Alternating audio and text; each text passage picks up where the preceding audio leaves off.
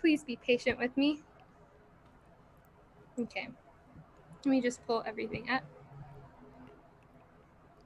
Okay, so we can start with amendments to the agenda. Are there any amendments to the agenda?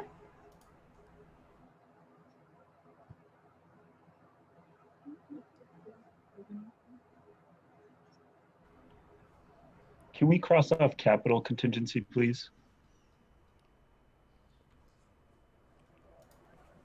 Striking capital contingency. Can you strike my officer reports? Striking Justin. Could you strike my officer reports as well? Striking Elijah's. Christina, had you said something earlier? Yeah, I said, could you strike the SWC programming fund, please? Got it. This is John. Could you strike my officer report in the interest of time? John's officer report in the interest of time. Can you strike my officer report for TSR? TSR officer report. And can you please also strike the CEC officer report, please? CEC officer report. Can you also strike CAC officer report and ARC allocations? CAC officer report and ARC allocation. Can you strike FSC officer report too, please? FSC.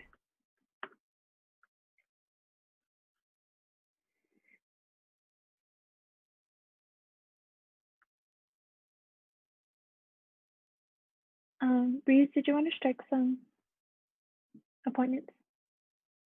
Got you. Sorry, give me like 1 minute to get situated. Okay.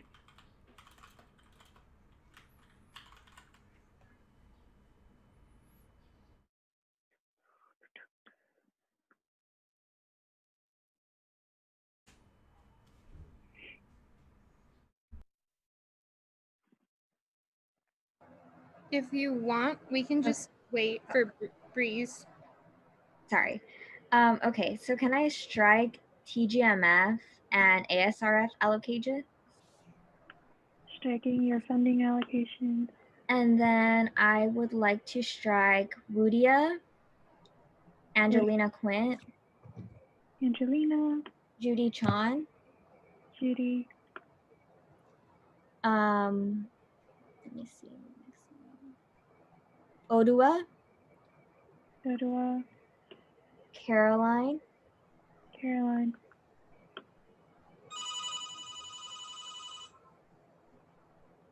Hold on 1 sec. Okay. Basically, can I strike everyone except Samantha, Emily, Emard, Angelina Quint I'm keeping, sorry. Oh, don't strike Angelina Quint? Don't strike her, sorry. Haley I'm keeping. Maxine I'm keeping. Pablo I'm keeping. And Herman I'm keeping. Okay. So Ashley, strike. Shoot, sorry. Do you want me to help you out? Sorry. I got it, no worries. Okay, sorry. Emily, Kayla. Kayla, so Undergraduate Council, Legislative Assembly, Teaching Committee, Faculty Executive? Oh, no? We're striking Kayla as well. Oh, striking Kayla. Mm-hmm. Oh, right, yeah. I'm sorry, I forgot. And then finally, I am also striking Katie. Yeah, that works perfectly. Cool, awesome. Thanks, Bruce. Thank you. Strike my officer report. Striking International Student Representative. Can you strike TGIF, please? TGIF. You can also strike Bruin Advocacy Grant for Aiden too. Right.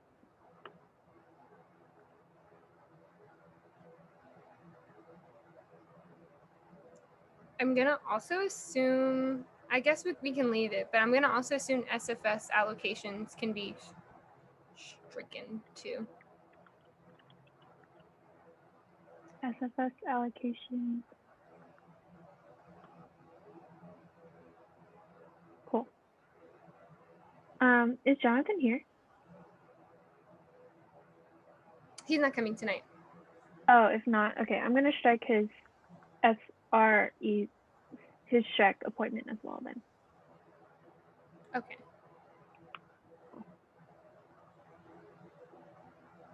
I hope his appointment knows. Right? It's a consent item. Oh, okay, okay. Cool.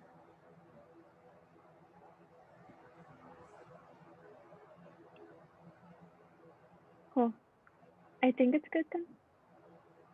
Okay. Are there any more amendments to the agenda? Okay. If there are no amendments to the agenda, a motion. I motion to approve the agenda for September 9th, 2020. I'm sorry, September 8th, 2020. A second. Emily motions, Sachi seconds. So we'll do roll call vote. IVP? Yes. Gen Rep 1, Yes. Gen Rep 2, Yes. Gen Rep 3, Yes. AAC, Yes. CEC, Yes. CAC, Yes. FAC, Yes. FSC, Yes. SWC,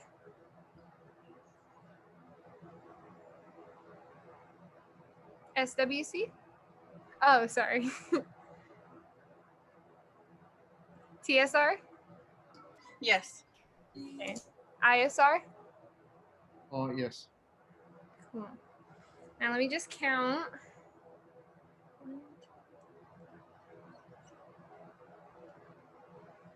Awesome. By a vote of 12 to 0 to 0, the motion passes and the agenda for this week is approved. Let's move on to minutes. Does anybody want to approve the minutes from September 1st, Tuesday?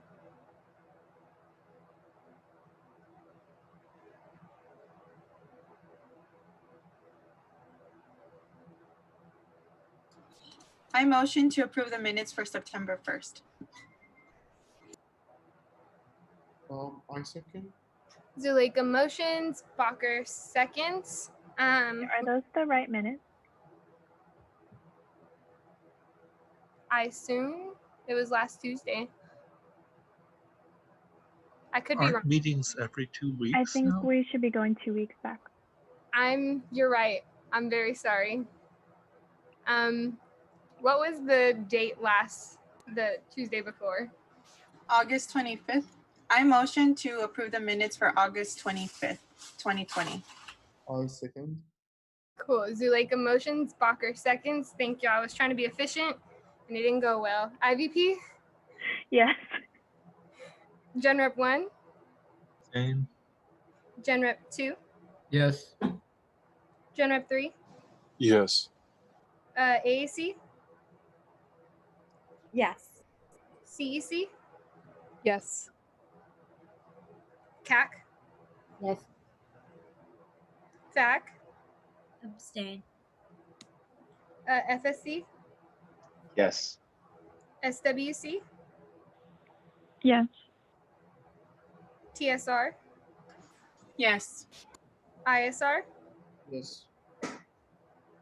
Okay. By a vote of 10 to 0 to 2, the motion passes and the minutes from the 25th are approved. Cool. So now we are on to public comment. So just a reminder, public comment is an opportunity for the public to address council on any issues that are pertinent, and you are granted 2 minutes to speak to council. Please be mindful of everyone's time. Also remember to use inclusive language, attack the idea, not the person. And remember that freedom of speech does not mean freedom from accountability. So we'll go into the round of public comment. If you would like to comment, feel free to raise your hand and then I'll call on you.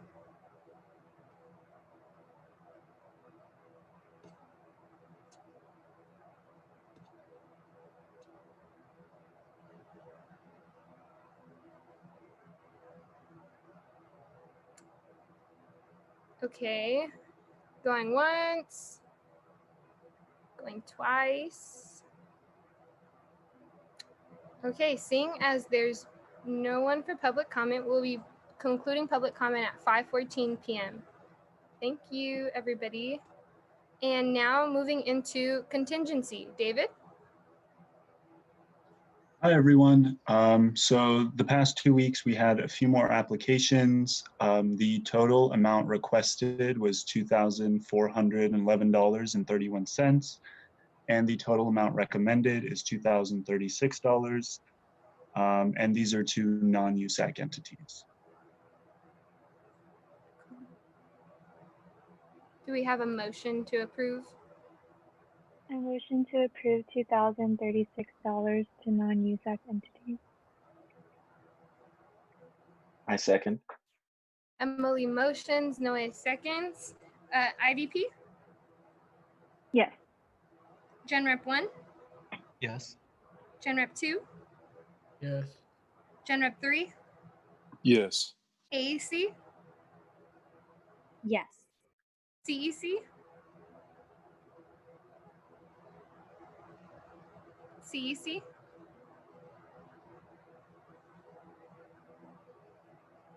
Is Alice here?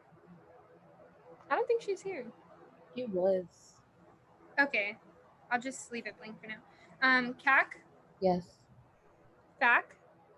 Yes. FSC? Yes. SWC? Yes. TSR? Yes. ISR? ISR?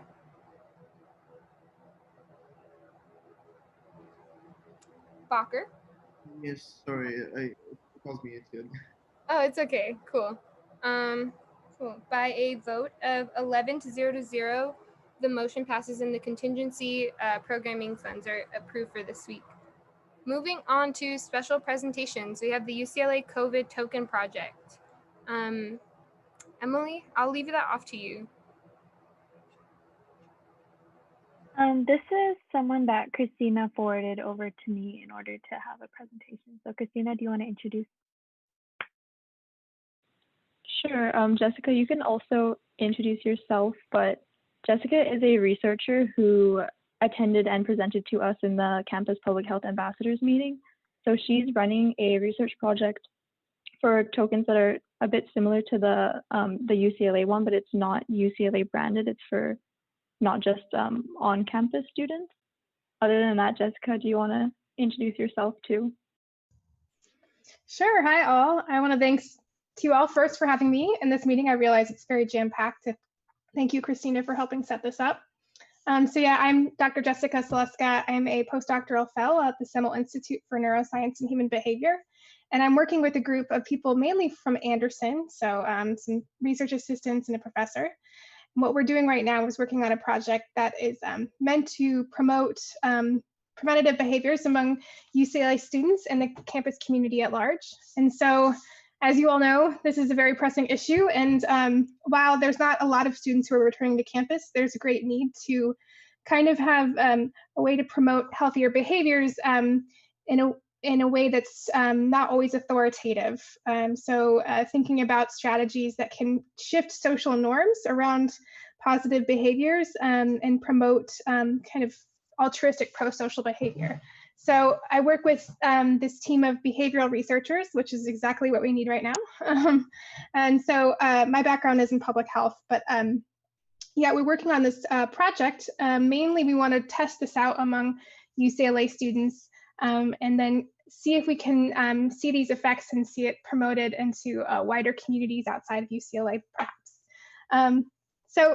Like I said, the purpose is really to promote healthier behaviors and do so in a manner that's more of nudging versus authoritative.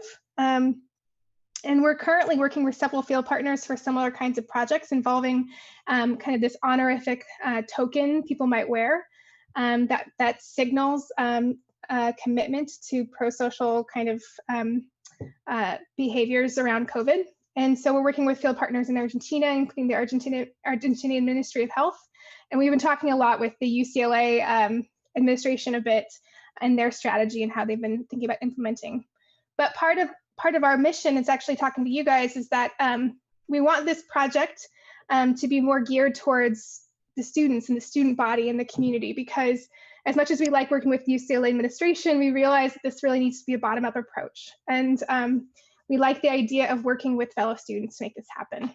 And so, like I said, this is a research project, and then many of you guys are probably familiar with research, and that usually there's a smaller pilot project, and then it's a randomized project that you might assign certain groups to the treatment arm and to the control and see their effects.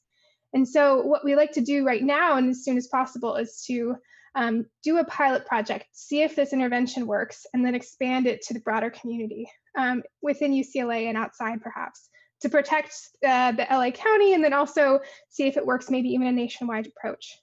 And so we have a short presentation, and I'm not sure if, so I sent it to Emily, but I can also do screen share. I'm not sure what the capacity is in this case. Yeah, I can go ahead and let you screen share. Give me a second to change the settings. Okay. Okay, go ahead. Awesome. So we worked with this designer to create a potential campaign, and this campaign is flexible, but we're quite excited about it. So like I said, this is a project that would involve a wearable token that can signal to oneself and others about a commitment to social distancing in particular, but also just around preventative behaviors in general. So the core idea behind this is each day you wake up, you don your mask, and you walk out your front door into an increasingly uncertain world. You make decisions, large and small, fully aware of the consequences of your actions. Who motivates you? It may be for your grandparents, your parents, or family members near and dear. It may be for your community and the healthcare workers that you work within it. Maybe for total strangers who belong to vulnerable populations. Regardless, you are motivated by something or someone beyond yourself. Who is it all for? And this is the 6 for All campaign. So it's a reference to the Dumas All for One and One for All, but this is 6 for All. And that's referencing the 6 feet apart in particular. But it's also referencing a 6-starred asterisk. So which would reference who you are doing this for specifically. So it could be 6 for all first responders. It could be 6 for all people of color. It could be 6 for all older vulnerable populations. So it's kind of this idea of you personalizing this 6 for all and who you're doing it for, and this kind of corresponding personalization and personal motivation with also this 6 feet apart social distancing. And so here are some like images that might correspond with this campaign. So you see the 6 for all, but you also see these kind of 6-starred asterisks. And ignore this 9-starred one. That's just for the sake of the font that was chosen by the designer. But all these kind of have this cohesive theme around 6 for all. And so here's what we're talking about when we talk about a small token. So the primary researcher on this project who I'm working with, Yada Gallus, she deals a lot with non-pecuniary incentives, so non-monetary incentives to influence behaviors. And this is really, really crucial for altruistic behaviors. You know, how do we call on people to engage in really good behaviors? And sometimes paying them isn't good. It kind of crowds out this intrinsic motivation, but this kind of self-signaling and external signaling is this really rewarding kind of behavior. And this would what this like very interesting token would symbolize. And so here's some potential posters we might kind of think about disseminating. Again, this is we are thinking because of the nature of the current regulations, these might not be posted like we would see around campus, but this is kind of what this could potentially look like. And so you can see here, teammates, the most vulnerable. So this kind of idea of having it be specific to whoever you want this to be for. And this wouldn't necessarily, this is an Instagram pilot, so this wouldn't necessarily be what we might see immediately. So we want to do a pilot testing, but potentially could be a larger full-scale campaign involving more of a social media presence and some backing here. And so you can see here, and I want to stress here the color. So you see really bright colors, which is kind of this nice, more positive bent. It's not all gloom. It's kind of this, you're doing this for the community and it's very motivational, but there's also this dark aspect of it, which really symbolizes this is a very serious issue people need to take seriously. And it's incorporated with images that are emotional and appeal to people's deeper motivations, but also real statistics that you can gain from. And so here's kind of an encapsulation of why we're doing this. And so this idea of being able to relate to who you're doing it for, and being able to link it to that deeper within. And so that's the campaign. I don't know if I'll stop screen sharing now, but I can reference it back. But essentially, we wanted to create this campaign as kind of a representation of this like pro-social, not necessarily administrative linkage, and which is why we're so excited to talk to you guys, because we would love to have support from the student body in this. And what we would really like to do is to test this out among a few hundred students by sending it to their homes, this token, and seeing how that might change people's behaviors, self-reported behaviors, and seeing if, you know, students who return to Westwood might respond differently than students who perhaps are kind of more isolated in different areas of the United States. And ideally, this could not only shift people's behaviors, but somewhat help with social norms. And so eventually, we're going to have to return to campus. And at that point, there's still going to have to be behaviors that have to be abided by, such as vaccinations, but also repeated vaccinations and distancing behavior, given that COVID's not going away even with vaccinations and necessarily. And so the idea would be to create long-standing change through kind of shifting social norms. But we do need support. So while this is a very relatively inexpensive intervention, so if we produce hundreds and hundreds and hundreds of these pins, it's not expensive at all per pin. But to test this out, we do need to have some baseline funding, and we do need to pay our designer. And so, and again, too, we also really just want this, the support of you all. And so we put a lot of work into this. And we actually currently need about 15K to start a pilot. And from there, we can have a very convincing amount of data that can help us to get more external funding to actually expand this to a wider kind of population and perhaps to the entire UCLA student body and beyond. And so this is kind of why we wanted to talk to you guys for your support, both as partners and perhaps as financial supporters as well. So I'd love to field any questions if you all have any. Thank you, Jessica, for your presentation. Council, if y'all have any questions, please feel free to use the raise hand function, and I can start to call on some folks. I know I have a question, but it's kind of directed at Dr. Geller or Jessica or any one of the admin reps. I wanted to know if we were to partner financially in any way, would that mean that it would have to be like a student program under a USAC office or under a under a registered student organization in order to, like, for example, use surplus or something like that? So if you were going to give a grant, it could go to a campus department for the department to administer. But I would encourage you to be very cautious about putting your money behind something that is directly competing with the institutional programming, which is a different slogan. I'd want you to kind of consult with communications, since they just came and gave you the presentation on the official branding for this campaign that they're doing, and make sure that you're not going to jeopardize your relationships with them. I should, sorry, if I might. You appear to be is something. If I might speak to that a bit, we were actually recommended to speak to you all from the communications team from UCLA. So they actually really liked this campaign, and we've actually been meeting with them regularly every 2 weeks as part of the strategy team as well, just because we're all involved in this research as part of the administration. And they actually wanted to support this idea, but they needed it to be explicitly UCLA branded, which is actually not totally aligned with what our intentions were, because we did want to expand this perhaps beyond UCLA if it is effective. But actually what they were thinking is if the pilot data was promising, they would adopt this as a UCLA campaign as well and adjust it to the that's good to hear, but USAC cannot fund it if it's going to be anything outside UCLA.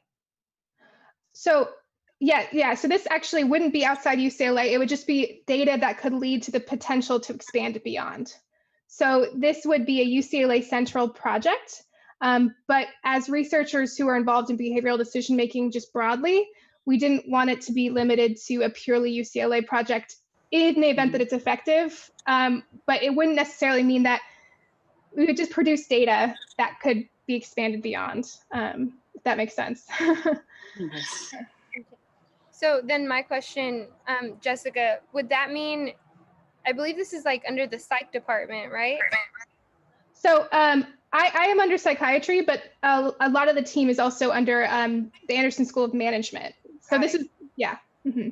Okay, yeah, that makes a lot of sense. And I guess I don't really see anybody else's hands from council up, but I did want to acknowledge that, you know, Christina and Emily have been very involved in the conversations regarding COVID-19 and, you know, the campaigns that we want to launch in the fall. So we are in close communication with strategic communications too, and have some meetings set up because we also are really interested in a broader social campaign beyond what Stratcom has kind of put together. And we think that it should be one that's student-led rather than administration leading it. So we wanted to, I think this is a really good idea and something that maybe we can even talk more offline about before bringing like an official proposal to council. I know we have a meeting set up with Shiloh Monk, who is the, I forget her position, but she's in strategic communications and she's like one of the directors. So I feel like it would be good to kind of talk about it a little bit further. One thing I also wanted to bring up too was that when we were looking at possible campaigns to take on, I don't know if you all had came across this one, but it's called Fuck It Won't Cut It. And it's by Boston University. And it's a really dope campaign that really kind of gives the same message of community care, but more in a way that's like, I guess like our generation like friendly. So it's pretty interesting, and we were forwarded it by our administration. That's something that we're looking at possibly partnering with them in. So what are your thoughts on like separate campaigns going on? We kind of heard from Dr. Geller that separate campaigns can or may water down what the university is trying to do, but I've kind of been in the boat where it might actually help. I kind of wanted to hear your thoughts about that. Yeah, I mean, I can't speak to the Fuck It Won't Cut It campaign specifically. So the idea behind our token campaign would be behaviors that are not always kind of directly observable. So you're kind of wearing something in a different context. So if we were to distribute this token to people at home, like by and large, there's going to be very few students actually on campus. And so this would be kind of this community like a connection that people have, even if they're across the country and the East Coast or something, and they're wearing this, you know, in their own neighborhoods, despite not being at UCLA. And so that would be kind of this this sending it out early. And so while it doesn't completely align with the UCLA campaign, we've seen these campaigns too, and a lot of them are dealing with like Bruins for Bruins kind of on campus, on-campus directed behaviors. And ours is kind of expanding to behavior like not specific to like you interacting with fellow students, because a lot of people aren't going to be interacting with fellow students all the time. And so I can speak to that kind of not directly competing with the UCLA specific on-campus messaging, just because this is going to be among kind of at people's homes separately. But the Fuck It Won't Cut is a separate campaign. It has different kinds of messaging structure, kind of this anti-establishment. So it's a different mechanism, and it's you know, you're targeting different kind of choice structures. So I mean, it's up to you guys what kind of resonates more, and what do you think? We're kind of trying to generate evidence on what kind of mechanism would work best, and this idea of self and social signaling could work best. We hypothesize, but some people might hypothesize that like this anti-establishment might be particularly motivating as well. So Naomi, I think I would add that as long as strategic communications not opposed, You could make a grant if USAC were so inclined to the department that would oversee the project, but it would need to have, as part of the terms for the MOU that goes with the grant, making sure that the resources were used only to send the tokens to UCLA undergrads. They couldn't go to anyone who was not an undergrad. Okay. And you'd be sort of reporting back. There's nothing that would stop USAC as an entity from doing its own campaigning with whatever slogan you decide is the right one, certainly within the realm of student wellness and all the things you normally work in. So this, since it would be essentially another program run by part of the university, not by USAC, is where, since it's competing, I would just say, make sure, and with your involvement in the committee, you probably have a good feel, but if you want to do it, just make sure that there's no administrative concern about the program going forward with the different slogan. And then if you've got majority, you can certainly decide if that's what the priority for how you use what funds you have this year. Okay. Yeah. So yeah, I think it'd be really beneficial to connect more offline to get more information. But I know Justin had his hand up, so I want to give Justin the floor. Yeah, I just wanted to ask if you could expand on it, because to me, your asks seem to be like kind of twofold about like one being the funding aspect and one being kind of like other support. And I wanted to ask like if you could expand on what that other support looks like that we could potentially like give y'all. Yeah, that's a good question. So really the other support we would just ask is that this is something that you guys would want to incorporate as something that you're sponsoring, not financially, but like actually just like kind of as a organization. So we would, if we were, for example, to send out the tokens to a few hundred students to pilot test it, we would say this is from the Student Wellness Commission, for example, or something like that. It's something that says like, this is from this undergraduate. We actually would love to target undergraduates, actually, it's particular. So we would want to say that this is something that you all are supporting and sending it out from your group, not to guys who's starting this from the very origins of this project. We didn't want it to be about administrative kind of like, right. Yeah. So we would love. Yeah. Right, exactly. Oh, yeah. But ideally, and ideally, this would be something that we would love to see just adopted by student groups and adjusted. So that we actually intentionally, when we worked with the designer, we wanted to create a design that could potentially be adapted to context. So we wanted to create an image, like in this case, the asterisk, which could be manipulated. So and then the campaign itself can be manipulated because the all for all could be manipulated by whoever wants to manipulate it. So yeah, the idea would be to basically create ownership among organizations. It's not coming from us, it's coming from others. So yeah. But we did want to test out this behavioral mechanism because we do feel like it'd be effective. So for sure. Yeah.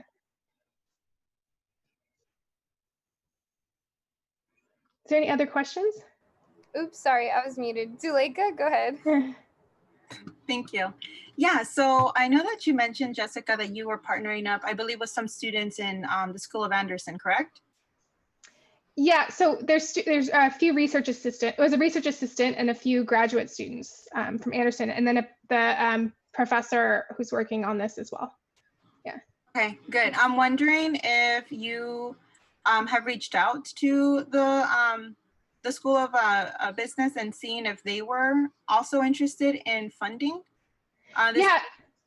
So Anderson was interested in working with us among Anderson students, but we actually would like to do this among undergrads and then undergrads not on campus. There's been a lot of pivoting and adjusting given that there's a lot of differences now in who's coming to campus and who's not coming to campus and how to kind of structure this project. We have some funding that's available through the Dr. Yana Gallus, who's a professor. She has some discretionary funding, but unfortunately, there's also grants that we could apply for. In this context, it's a bit different because we want to pull this out and actually pilot it immediately. And a lot of grants have a slow kind of approval process, like months, and we don't have time for that. So this is kind of why we're adjusting in a different context. on top of that, we actually also do just really want student support from a different level. And so this kind of is important for us on both ends. Yeah, I completely agree. My only concern is that if we were to fund it, we just have to be very conscious that these are student fees that we would be putting towards the project. And so I just really want us to be very conscientious of that. And but I think it's a great project. And I think that if we do choose to support it, I mean, I would be on board on like supporting it within like my office. But I don't get a lot of funding through my office. But yeah, I just wanted to let you know that we would be using student fees if we were to choose to fund this project. Yeah, and I'm very cognizant of it, and I appreciate you bringing that up. Yeah. Anyone else?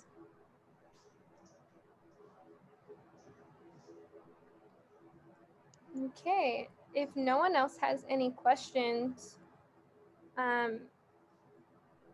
don't know how everybody else feels, but I would love to maybe take it to like a smaller meeting between like people who have been like involved in these conversations and maybe even others, and talking about like what this could look like, maybe some of our other concerns that we may have, and then maybe bringing it to council. What do y'all think? Okay. Christina, are you cool with like setting that up for us? Yeah, I can do that. Cool. Jessica, does that work for you? Absolutely. That'd be great. Awesome. Well, in that case, thank you so much for coming. We really think it's awesome that you came to present this to our student government. We're really looking for ways to get more involved in the messaging. We think that you're right, it's important. It's something that we've been vocal about all summer. So we're really hoping that us as students can take a more like proactive role wherever we are in spreading the message about 6 feet apart, staying inside, all of that good stuff. Awesome. Well, great. Thank you guys so much for having me. I really appreciate it. Thank you, Jessica. Have a good one. Feel free to stay if you want. I think I have to start cooking dinner, but I appreciate the invite. I would not want to stay either. Have a good one. All right, bye all. Bye. Okay. Awesome. So we'll move on to the next part of our agenda, and Christina, we'll follow your lead on however you want to go about setting that up and inviting folks. So cool.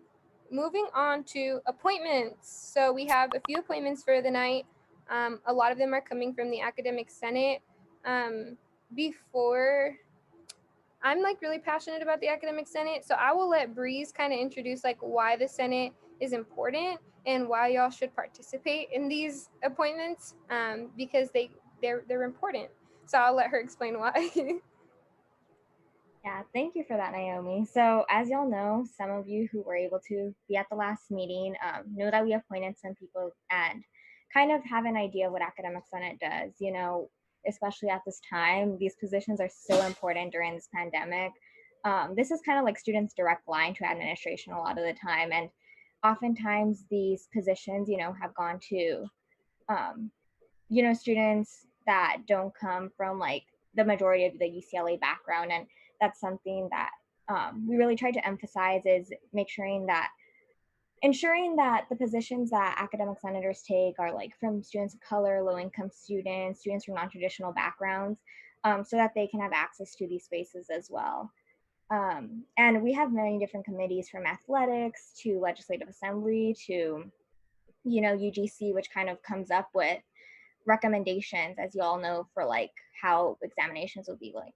So by the way, we just posted it, fall 2020. Shout out to like everyone that helped on that. But that's been finalized too, and we're really happy about that. So the people that I'm about to present to you tonight, I think are going to be a great asset to the Academic Senate, and they come from many different backgrounds. And my chief of staff, Amanda, she's done such a great job, as well as thank you to the ARC people that's put up with the bajillion of recommendations. But I'm really excited for you all to meet them. They're very passionate. I know that they're going to do this campus a lot of good. Thank you, Breeze. So we'll go into the first person, Haley Baez, to Academic Senate Committee Legislative Assembly. So we'll start with, as y'all know, same old, 1 minute introduction, 10-minute or less a Q&A, and then debrief for council, and then voting. So Haley, if you want, you can feel free to give your 1-minute introduction. Or Breeze, you can introduce her too. I can go ahead and introduce them, if that's cool. Okay. So hey everyone, so Haley, she is a 3rd-year microbiology major.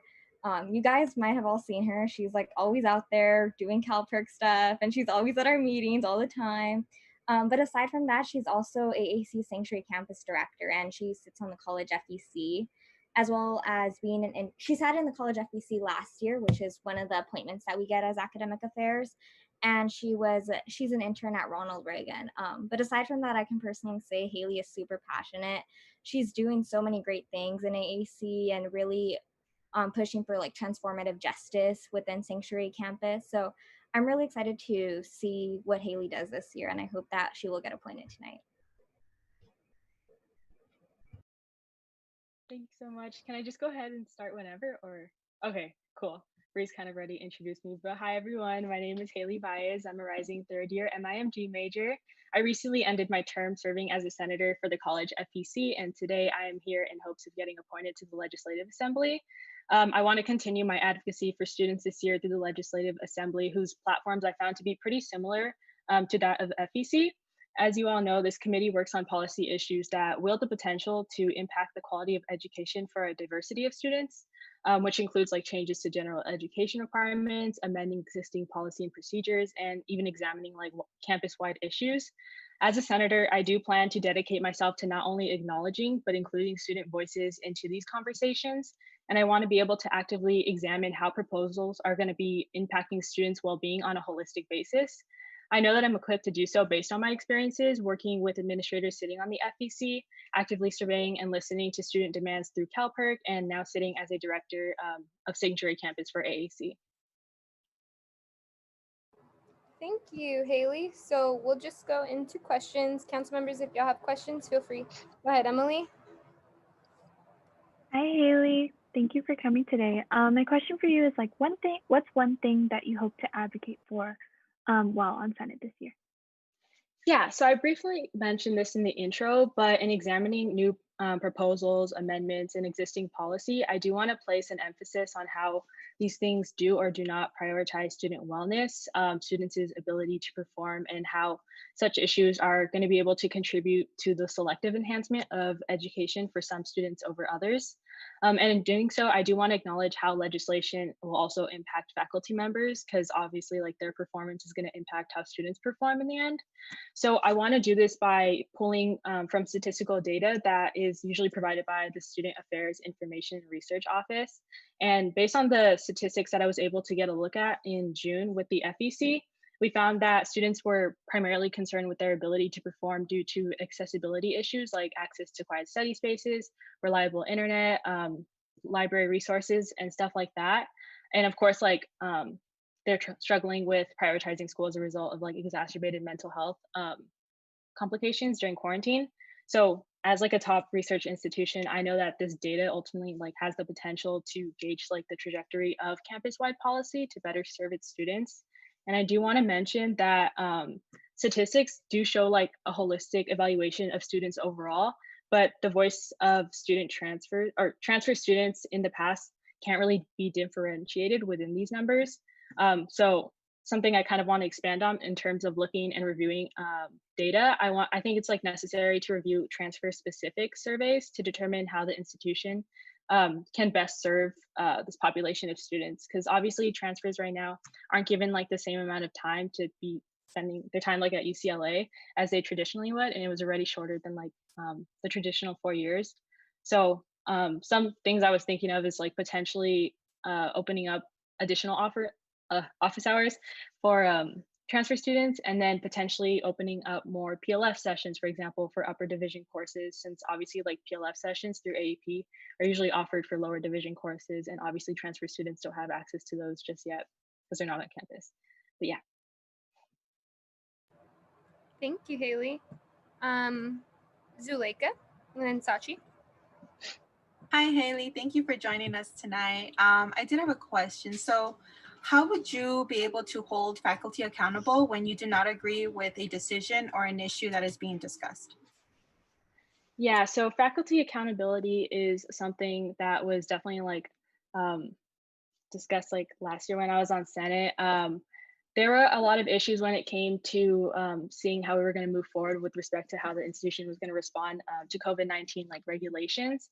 And obviously, I did try my best to like advocate for pass no pass, universal pass no pass, and the such. But the best thing I can do is just make sure that I'm holding the faculty accountable and having them realize what their decisions have like the potential that their decisions have to impact the well-being of students and faculty alike. Thank you. Sachi? Hi. So my question is, what will you do to support students with disabilities in your role? So I think the most important thing is kind of looking at statistics, if anything. And of course, like from my knowledge, I'm not aware if there's like a certain survey that is disability student oriented, but I do believe that is something that is very important to conduct and include in these conversations when we go into these meetings and make sure that statistics are like obviously taken from these populations and considered when deciding on major issues that may or may not impact students in different ways. And of course, like this would impact like students of different ableness. So I think it's like really important to look at statistics overall and how it impacts different populations. Thank you, Haley.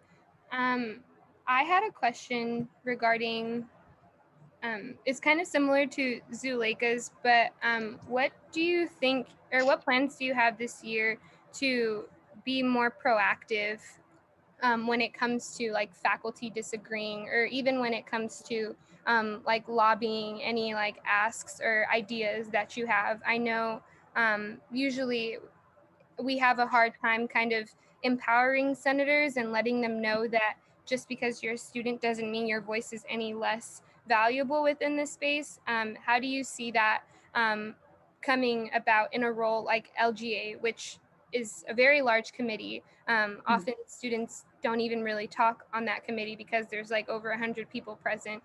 So what are your plans for that?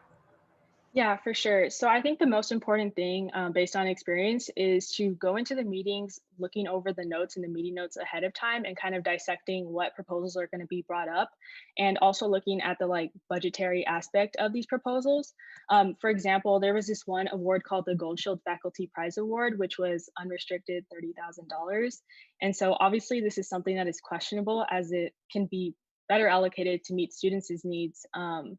As well as like underpaid graduate students working as TAs. So I think going into these meetings prepared, asking questions ahead of time, and just like feeling confident with your voice is like the most important thing. So overall, my answer is preparation ahead of time. Thank you. Zuleika? Yeah, so Haley, how do you plan to promote transparency in this position that is also digestible to the student body? Because I know a lot of the times students don't necessarily understand what these legislative bodies do, and a lot of us are really aware that they exist. So what would you do in this position to promote transparency? Yeah, for sure. So I think the most important thing to do, obviously, in light of COVID-19, since we're online, is hosting like Q&As on Instagram is something that I found like to be most effective in terms of getting my questions answered for organizations that I wasn't like too familiar with.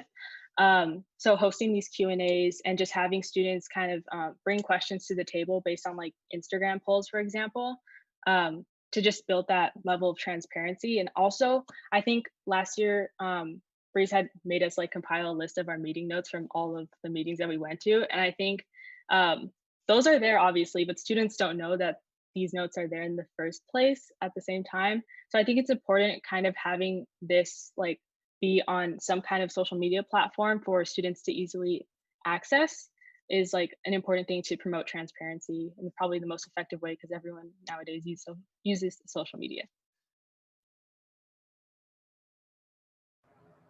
Great, thank you. Seeing as there's no more questions, you can feel free to give your 1 minute closing. Cool. Okay, so first and foremost, I do want to thank you all for your time and your labor on behalf of the student body. I promise you, your work does not go unnoticed. Like you, I'm a student who deeply cares about correcting the inequities faced by students in different ways that may intersect one another. I refuse to assume that I know and fully understand all these circumstances and educational barriers that students across campus face, but I do promise to do everything in my power to educate myself and the assembly members on the many barriers students and faculty face as we go into the school year online. And again, with my experience serving as a senator last year, my wide outreach to students through CalPERC, my sorority, and the Academic Affairs Commission, I know that I have the ability to reach students from all across campus and recruit a diversity of student voices on issues to give their input on issues that pertain to them.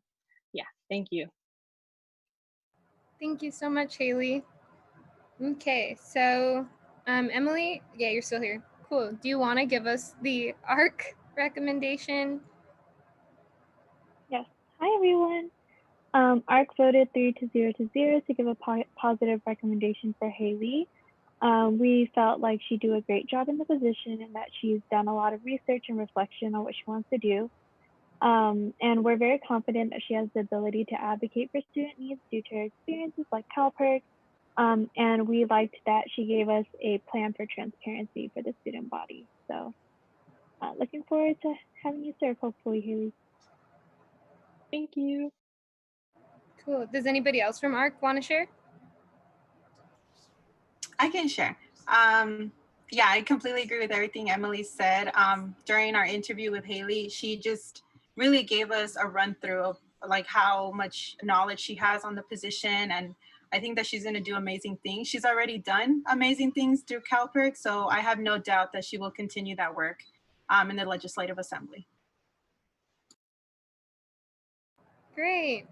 Does any council members have anything that they want to say, objections, praises, or that's a word? Okay, if not, a motion? I motion to approve Haley Vyas to the Legislative Assembly in Academic Senate. Is that okay, Naomi? Yeah. Okay. I second. Cool. Breeze motions, Emily seconds. We'll go constitutional order. IVP? Yes. Gen Rep 1? Yes. Gen Rep 2? Yes. Gen Rep 3? Yes. AAC? Yes. CEC? Yes. CAC? Yes. FAC? Yes. FSC? Yes. SWC? Yes. TSR? Yes. ISR?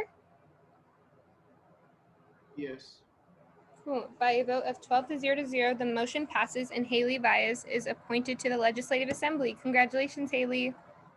Thank you so much. Yay. Moving on to our next person, we have Angelina Keent to the Teaching Committee. Breeze, I'll let you introduce her, and then Angelina, feel free to give your 1-minute intro. Thank you guys so much. So next up we have Angelina. She's an incoming sophomore majoring in public affairs and minoring in disability studies and global health. She's involved in All Brains, the American Indian Student Association, UC Women's Leadership Council. She also interns for the Peers Health Educator at the Ash Center. And she's also my chief of staff for Academic Affairs Commission this year. So personally, I can just say that Angie is one of the hardest working people I know. She has so much and has accomplished so much in her life so far, and she's overcome so many barriers to get where she is today. And I really hope that she gets appointed tonight because she's going to be a great asset to AAC, I believe, in the Academic Senate, because she has experiences that not many students have, and she can advocate for the needs of many students. Thank you. Angelina, feel free to introduce yourself. Thank you.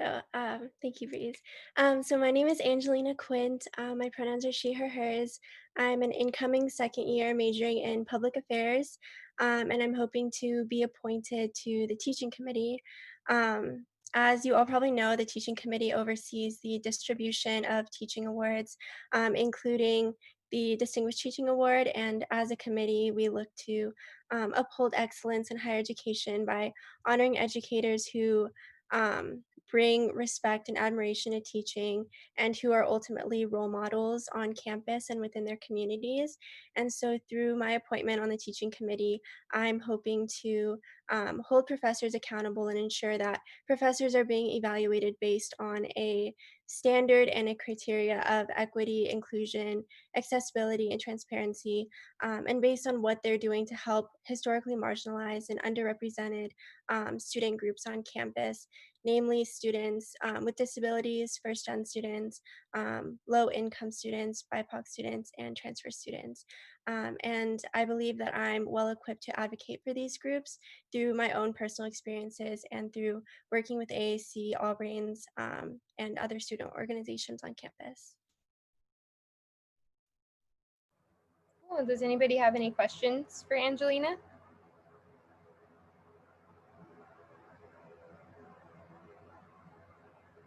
Go ahead, Zuleika.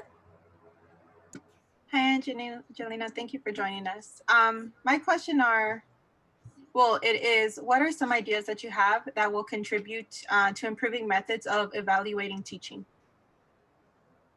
Yeah, so as I mentioned briefly in my introduction, I'm really passionate about helping historically marginalized communities. And this passion really comes from my own experiences and the experiences of those around me who are really unsatisfied with the ways in which some professors don't really work to create atmospheres of acceptance and understanding of all student groups within their classrooms. For example, I have an older brother who has an intellectual disability, and all of his life he hasn't really received adequate accommodations from teachers within his classrooms. And so I really became interested in learning more about how individuals like my brother are academically impacted and underrepresented within UCLA. And so all of last year, I worked with an organization on campus called All Brains, which focuses on providing inclusion for students who have intellectual and physical disabilities, and through surveys and questionnaires I conducted from my position with All Brains, I was able to gather the data and evidence to conclude that a lot of students with disabilities don't really feel like they have necessary support and academic accommodations from professors and admin and CAE in order to truly like thrive and succeed at UCLA. And so I think through these surveys and these questionnaires, I was able to gather the necessary information in order to like evaluate which professors were providing accommodations and which were and who weren't. And so through my position on the teaching committee, I plan to continue advocating for these communities using the data that I collect through surveys and questionnaires, and to ensure that professors adequately adequately support and represent these students. Thank you. Emily, was that your hand? Yeah, it was like half of a hand, but I'll just ask the question. Hi, Angelina. Thank you for coming today. My question for you is, how will you hold faculty accountable if you disagree on an issue or a decision?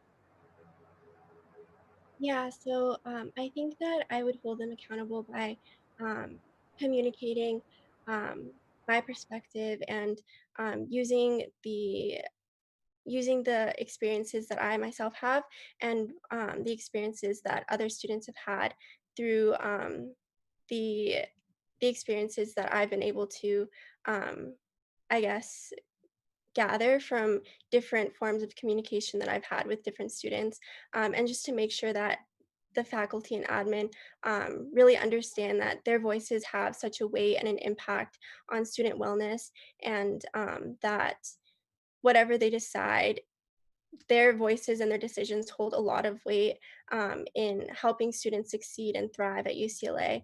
And so I would really try to make this transparent and make this noticeable when communicating with admin on issues that I disagree on with them.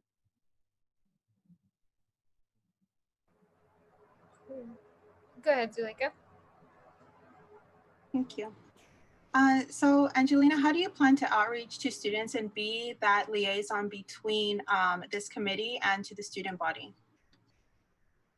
Yeah, so while I hold experiences with different backgrounds, I also am not part of a lot of different backgrounds as well. So I'm not a transfer student myself, and I don't have like firsthand experiences that a lot of other students have.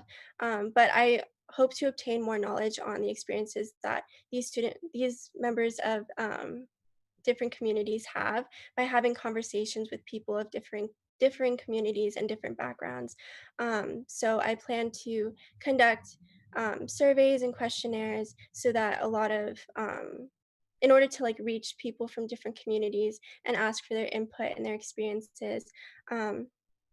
And even though I might not have like the knowledge of different backgrounds, I'm always open to educating myself and getting the knowledge and information that I need in order to adequately advocate for differing students. Cool. Yeah, I think, does anybody else have any other questions? I have one last question.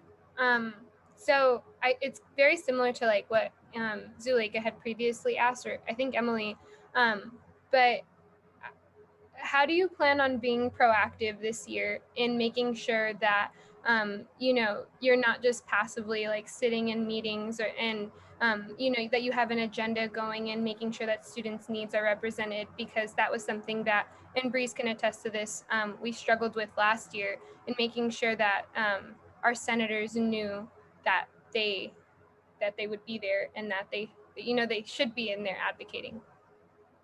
Yeah, so I think definitely to come well prepared to the meetings, do my research beforehand, and bring up topics and questions that I want to bring up during the meetings. I think also make sure that I've compiled like a list of things that I want to say and different experiences that I want to convey through the meetings and through what I'm saying. And yeah, I think just being well prepared, coming in with questions, and just remembering that my voice matters and that my position and my platform really has a weight and can do a lot. Thank you. Anyone else? Okay, feel free to give us your 1 minute closing. So first, I really want to thank all of you for your time and for all of your work in making such positive change within UCLA. Like all of you, I really hope to contribute meaningfully to our campus and to combat prominent issues that I've seen within our campus. And so this position will allow me to utilize my experience and my skills as an advocate and an activist to make strides toward combating some of the most prevalent academic issues that I've observed within UCLA. And so, yeah, thank you so much. Thank you, Angelina. So we'll move on into ARC's recommendation.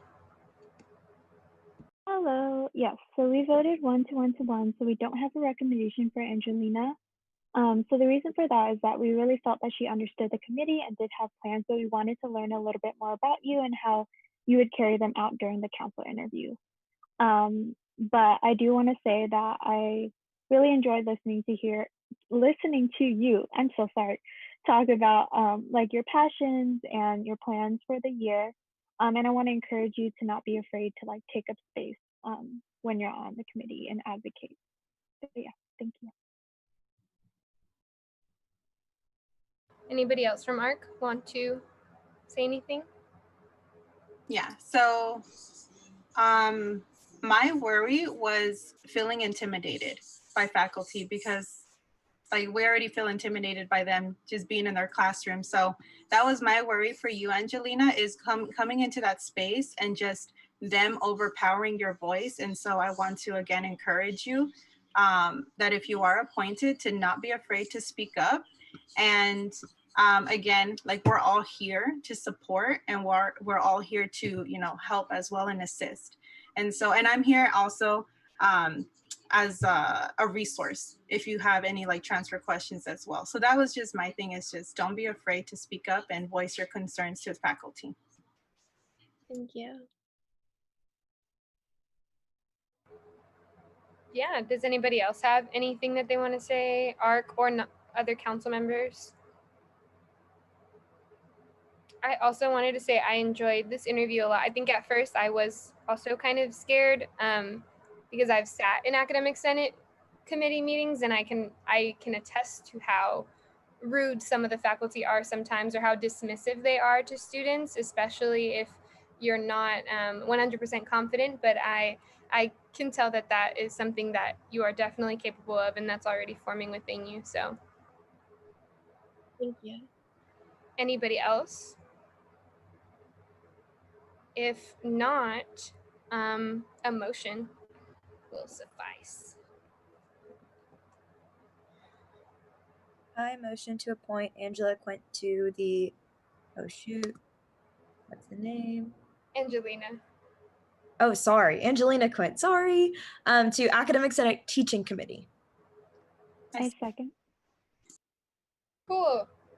Sachi motions, Zuleika seconds. IVP? Yes. Gen Rep 1? Yes. Gen Rep 2? Yes. Gen Rep 3? Yes. AAC? Yes. CEC? Yes. CAC? Yes. FAC? Yes.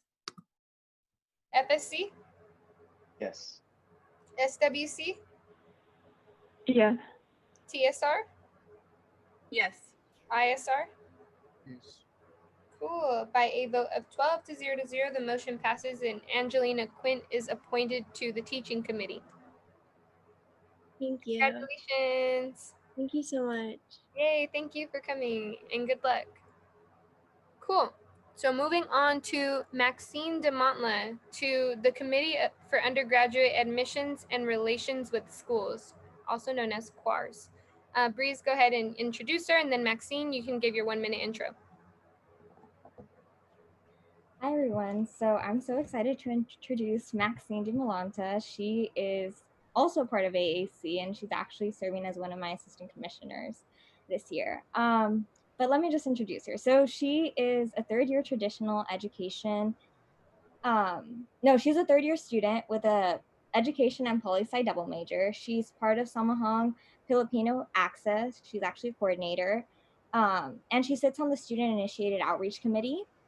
And she's also a former peer advisor for SP's outreach project. So that's what Maxine does. But aside from that, I can personally say that Maxine knows a lot about I guess standardized testing, and has been a strong advocate in her community and bridging that gap and making sure that like students of color stand in unity, and really has talked a lot about standardized testing and wanting to advocate for a better form of undergraduate admissions and looking truly at a student holistically and not looking at a test score. And that's really what drew me to Maxine, is I think one of our first conversations was regarding standardized testing. And since then, like our friendship has just grown and we've learned so much from each other. But I'm not here to talk about my friendship with Maxine. That's something separate. I'll let her speak about herself.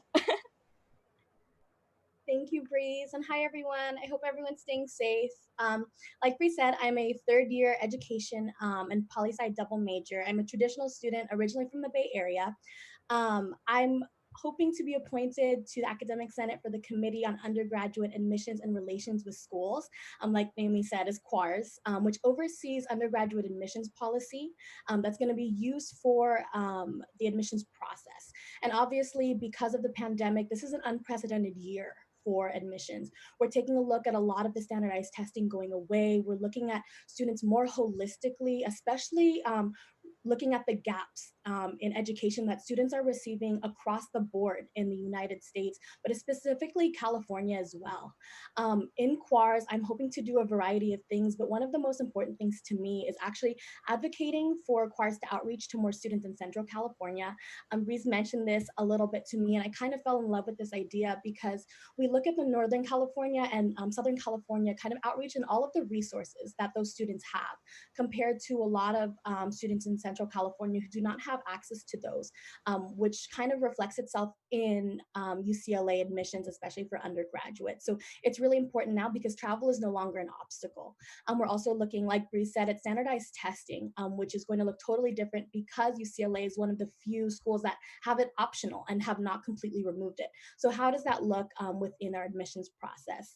Like I said, I'm also a traditional student, so I am not as well versed in the application process of transfer students, which is something that I definitely want to learn about through, surveys, working with the Transfer Leadership Coalition, and a lot of the students organizations that fall under TLC. I have, friends who are also transfer students, but that application process is very different compared to the traditional. So as a senator, I hope to learn a lot and advocate for students of color, low-income students, non-traditional students who would like to get into UCLA and advocate for our future Bruins. Cool. Does anybody have any questions?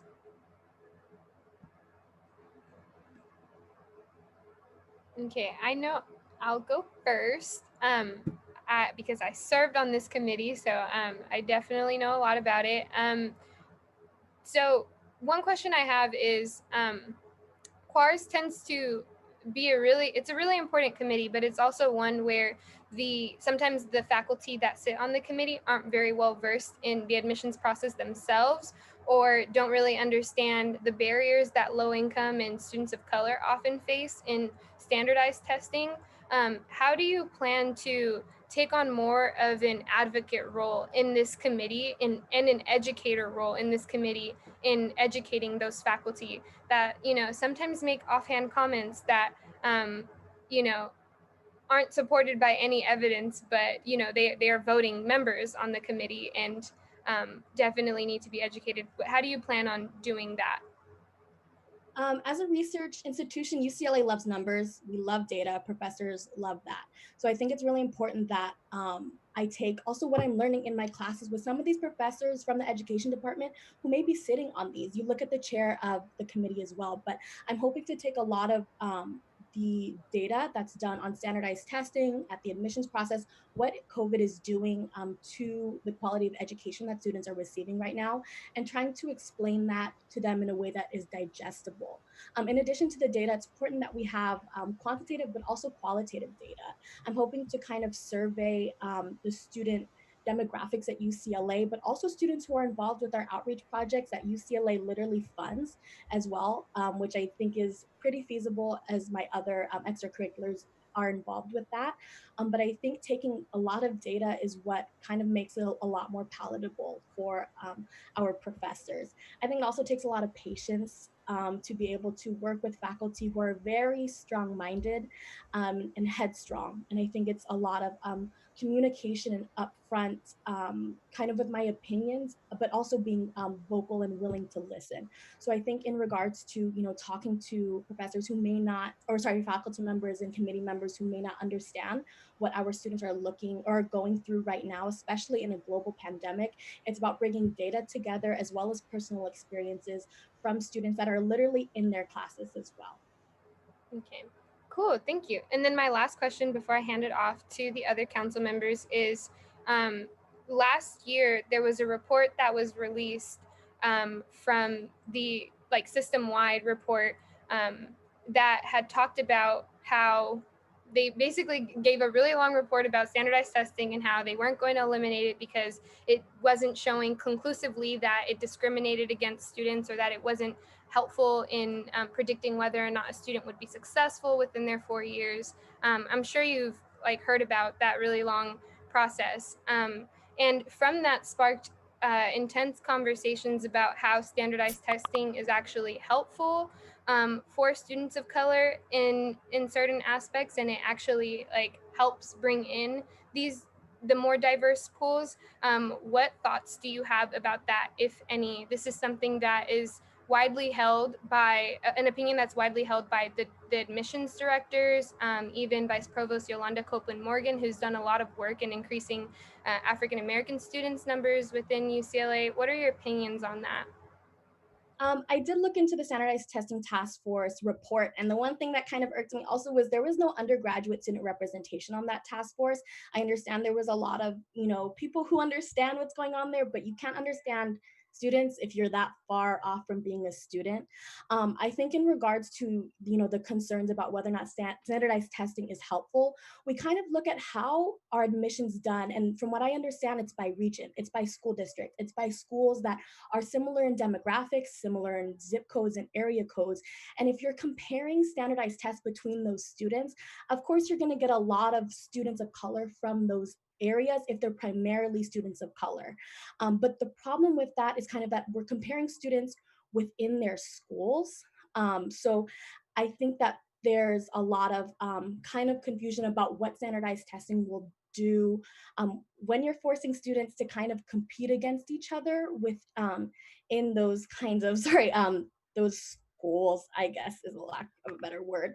I think that standardized testing is not the move. I mean, to be honest with you all, and I think a lot of people on here may agree, the problem is that we're not looking at students holistically. You kind of can't understand what quality of education students are receiving if you are not in those schools doing that research. So I think that standardized testing task force at the UC level was not, they're not in the schools. They don't know what's going on there.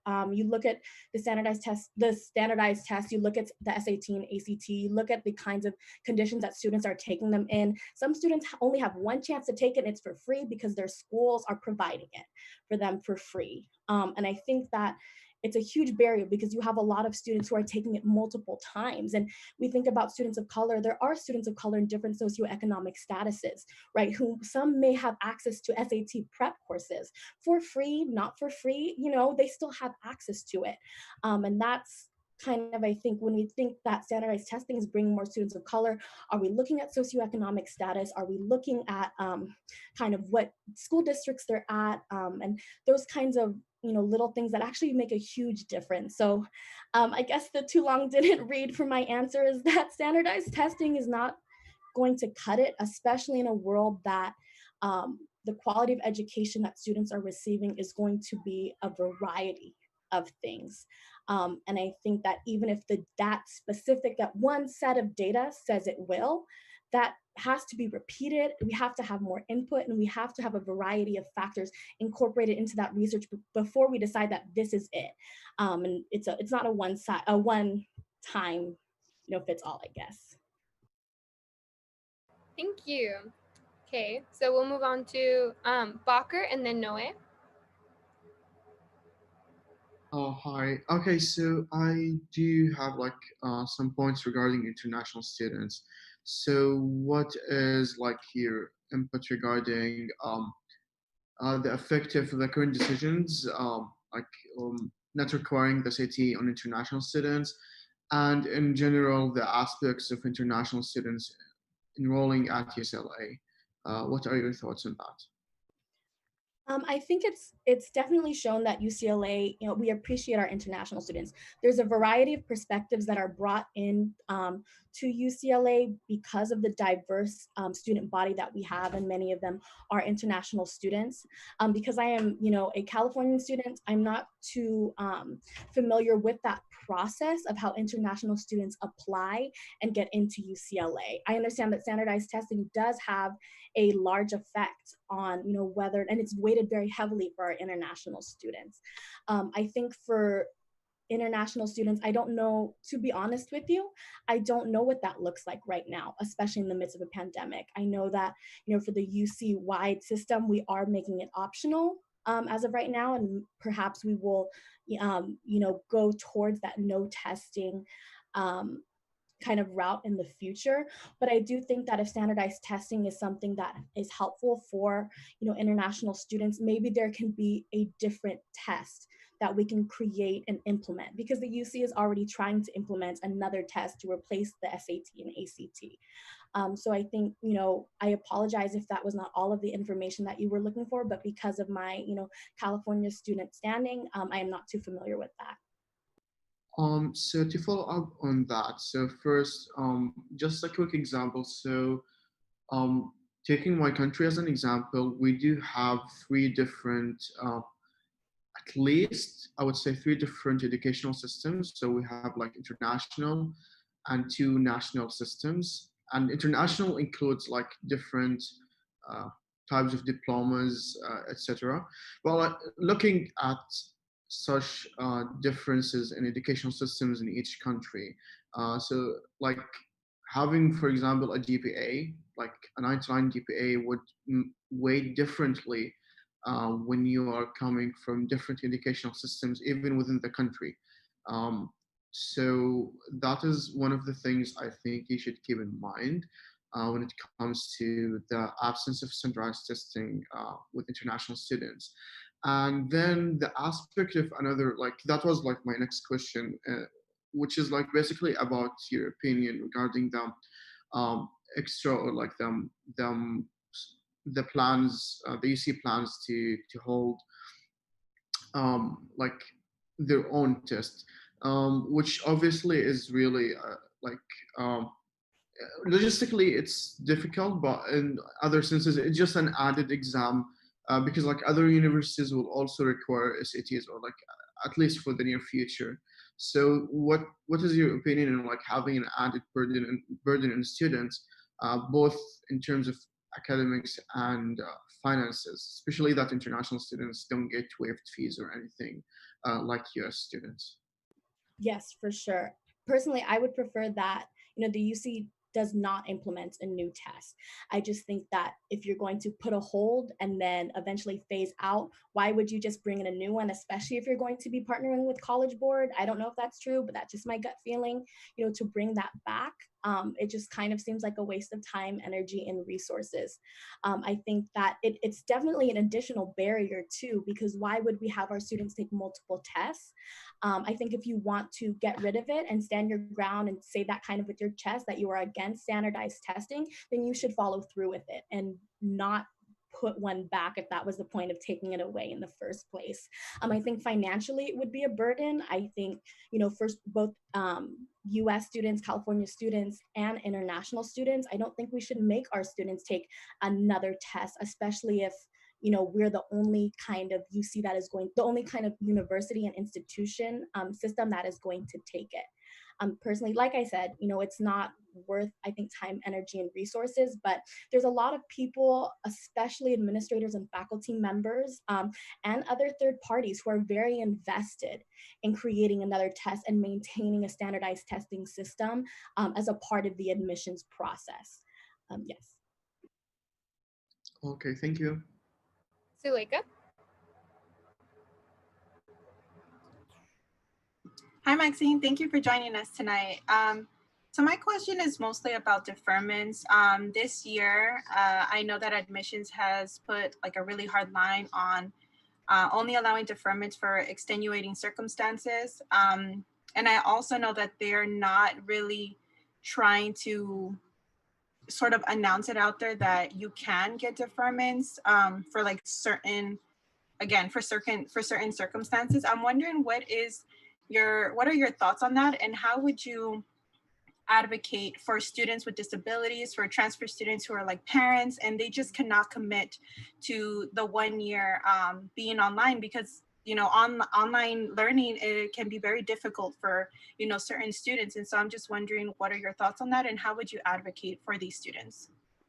Yes, for sure. I do think we should increase the amount of students who are able to defer their admissions. I think, like you said, in a global pandemic and pretty much an economic recession, why should we have students who cannot perform at full capacity or give their hearts into their academics if they simply cannot because they have other responsibilities to take care of, especially at home, especially with our current circumstances.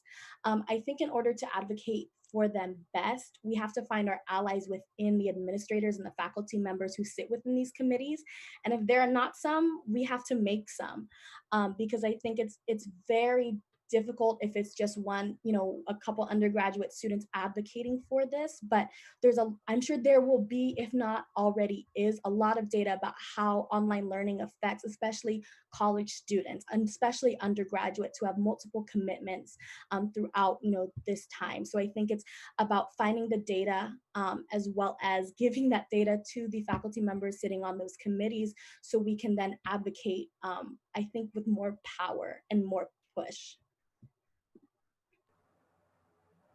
Thank you. Noe? Hi, Maxine. Thank you so much for being here. As someone from the Central Valley, I've seen that there is little outreach to us and a lot of the Central Valley. And so my question is kind of what are your plans to advocate for more outreach to the Central Valley? And also making sure that they focus on like the smaller cities in the Central Valley and not just the big hotspots, like the bigger cities that usually do get more access and more outreach to. Yes, for sure. I think one of the biggest ideas that I had were kind of outreach mini online events. You go to different high schools and different community colleges throughout Central California, kind of advertise, UCLA is having, maybe not personal insight question workshops, but Q&A workshops. Is college for me? What are the A through G requirements? What does financial aid look like? And you provide, and a lot of programs already have those types of facilitations worked out. So you just bring them to more communities. I'm not sure if, UCLA would want to, sponsor more projects to do this, but you can work, one-on-one with these student organizations who are already doing this work to go out and do virtual events because there's no travel, that you have to do anymore. I was also, thinking of this idea to have certain lectures actually be kind of open for high school and community college students. UC Santa Barbara is doing something very similar, from what I understand, where a student can actually sit in a lecture that's being taught live to kind of give them the feel of what a college class is like, to see do I like this, is this the vibe, is this where I'd want to go to school, and that kind of allows them to think, wow, college is for me. Because if you've never sat in a classroom or sat in front of your computer and looked at screens of people in college, you don't know that it's for you. So I think there are a lot of because we're on a virtual platform, there's a lot of ways that you definitely can incorporate this, and I want to make sure to get traditional transfer, non-traditional students involved as well, because that's very important that you have a diverse set of experiences that you're outreaching to.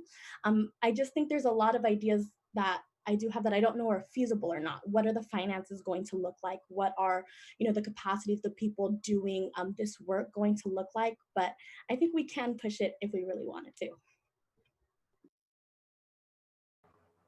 Okay, well, thank you so much for all the questions, Council, and thank you, Maxine, for your very well thought out answers.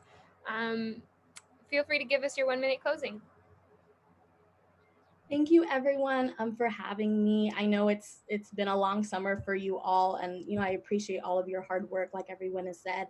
I really do want to just advocate for students who are not reflected on UCLA's campus, whether that's because that's a geographic location and zip code or socioeconomic status or race and ethnicity. Something I didn't mention was also there's a push for affirmative action that, we have to figure out what is that going to look like when it passes in November, and how is that going to be evaluated? I totally forgot to mention that, but I love this work. I've worked with the Early Academic Outreach Program in my hometown, and that is where I started on this journey. And I'm in college because of outreach efforts by students like us. And this is something that's so important to me, which is why, I really wanted to sit on QUARS this year. And thank you all so much for your time. Yay, awesome. Thank you so much, Maxine. I will pass it over to ARC to give us your recommendation. Yes, so ARC voted 3-0 to 0, a positive recommendation for Maxine. We really enjoyed your passion for this type of advocacy work, your willingness to learn and be an educator, because this is really important work, and we believe that you are determined, you're educated on the issues, and we believe that you will do a great job on in this position. Anyone else? Yeah, with Maxine, we're very excited that she really had strong advocacy points for this position and had goals and ideas for what she wants to do going into this position. And again, she was really strong on listening and also making sure that she understands the needs of students in the various areas she plans to advocate for, and then act on it and advocate for the students. Great, cool.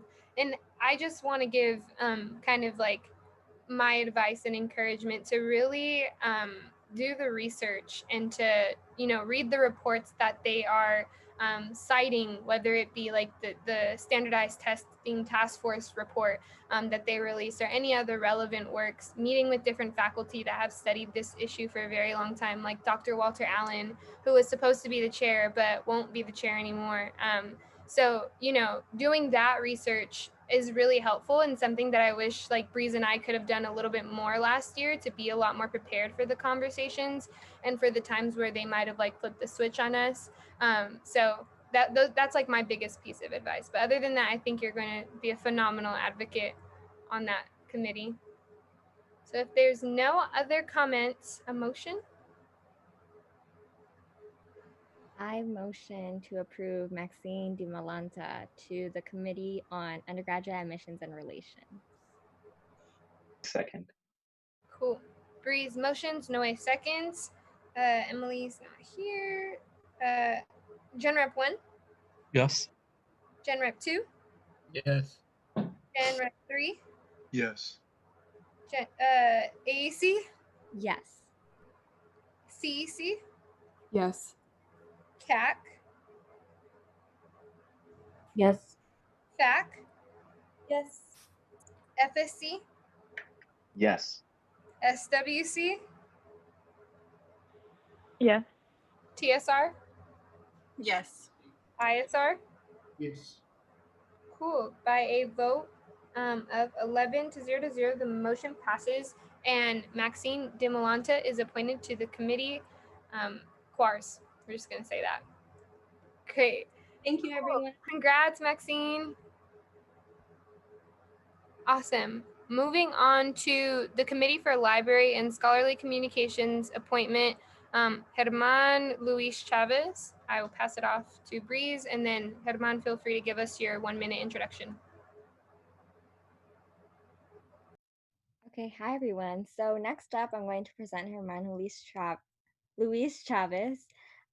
He's a first-year transfer / third year and ethnomusicology and comparative literature double major. And some of his extracurriculars include USAC TSR, where he's the director of student activities, Herb Albert School of Music, Anti-Racism Action Committee member. So those are just the accolades that Herman has, but I don't know him personally, but I know Amanda had a really great interview with him, and he came recommended from Zuleika, who I trust in very much. So I'm really excited to get to know Herman throughout this year and to see all the great things that he does. And I guess you can take it away, Herman, if Naomi allows. Cool. Thank you so much, Breeze. Hi, everyone. My name is Herman Luis Chavez. I use he, him, his pronouns. And I'm really excited to hopefully be joining the Committee on Library and Scholarly Communications. In addition to what Breeze has said, that I have been working with Zuleika as her Director of Student Activities, as well as sitting on the committee of the Herb Alpert School of Music for Anti-Racism Action. I also have the amazing opportunity of having worked with libraries across the United States in a lot of regards.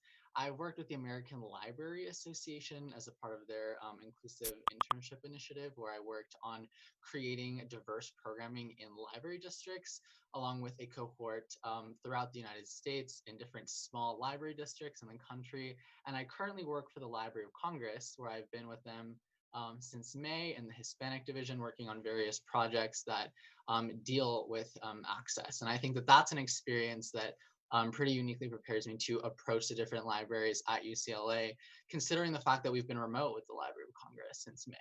And that's one of the biggest issues that we're going to be facing this year with the library, is making sure that resources are provided for students throughout the entire year. So one of the things that I want to be focusing on specifically for undergraduate students is expanding the availability of print resources for students to access. For example, there's currently a pilot program called Pet Door and Mail that is available to faculty and graduate students to send them physical pieces of material from the libraries for them to access for research, that is currently very limited to undergraduate students, that I believe they deserve the access to, especially remotely. So that's something that I want to increase availability for undergraduate students, as well as consolidating the communications between all of the libraries. The fact that there are so many libraries at UCLA that operate pretty autonomously, I believe, can be connected in order to advocate for the different needs that students have in these different library programs. I also want to state that as a School of Music student, there are very few students who are on the School of Music that are represented in spaces like Senate, in spaces across student government at UCLA.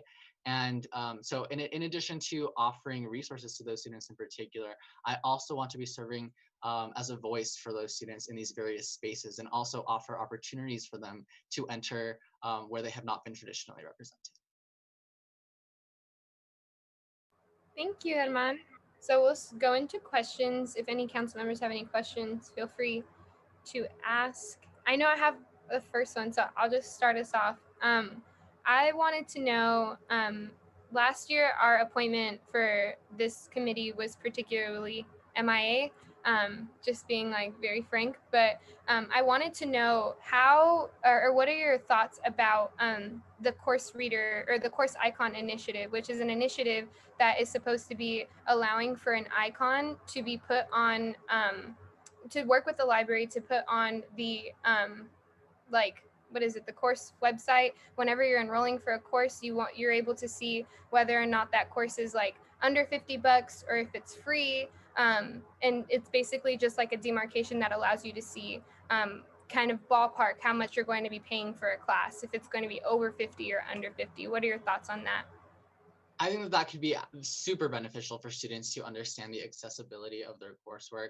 And again, I think that the textbook function that is already a part of CCLE that allows students to view their textbooks is also very limited, in the sense that, especially online, those like textbook UCLA resources may not be available to all students, especially those who are not present in California. And the other thing that I think to consider in that regard are the courses that are, beyond textbooks that are already presented on the website. So that is definitely something that I believe can be a little bit of a clear indication to students as to what their involvement in the course may consist of. I think especially considering now that there are so many differences, both financially and institutionally, as we navigate the virtual learning experience. I feel like now more than ever, that could be something that is very useful for students to understand, as they're probably having to deal with more financial details than before. Cool, thank you. Anybody else? Okay, if there, oh, go ahead, Justin. I was sorry. I'm not super like caught up in academic policy, so this may not be like super relevant. But I was wondering what your relationship is with other librarians, and if you have any understanding or opinions on the AFT contract negotiations. So as an incoming student, that is something that I'm still sort of laying the groundwork for. I do have the most amount of familiarity with our ethnomusicology library in the School of Music, which is a very small library and pertains to my major in particular.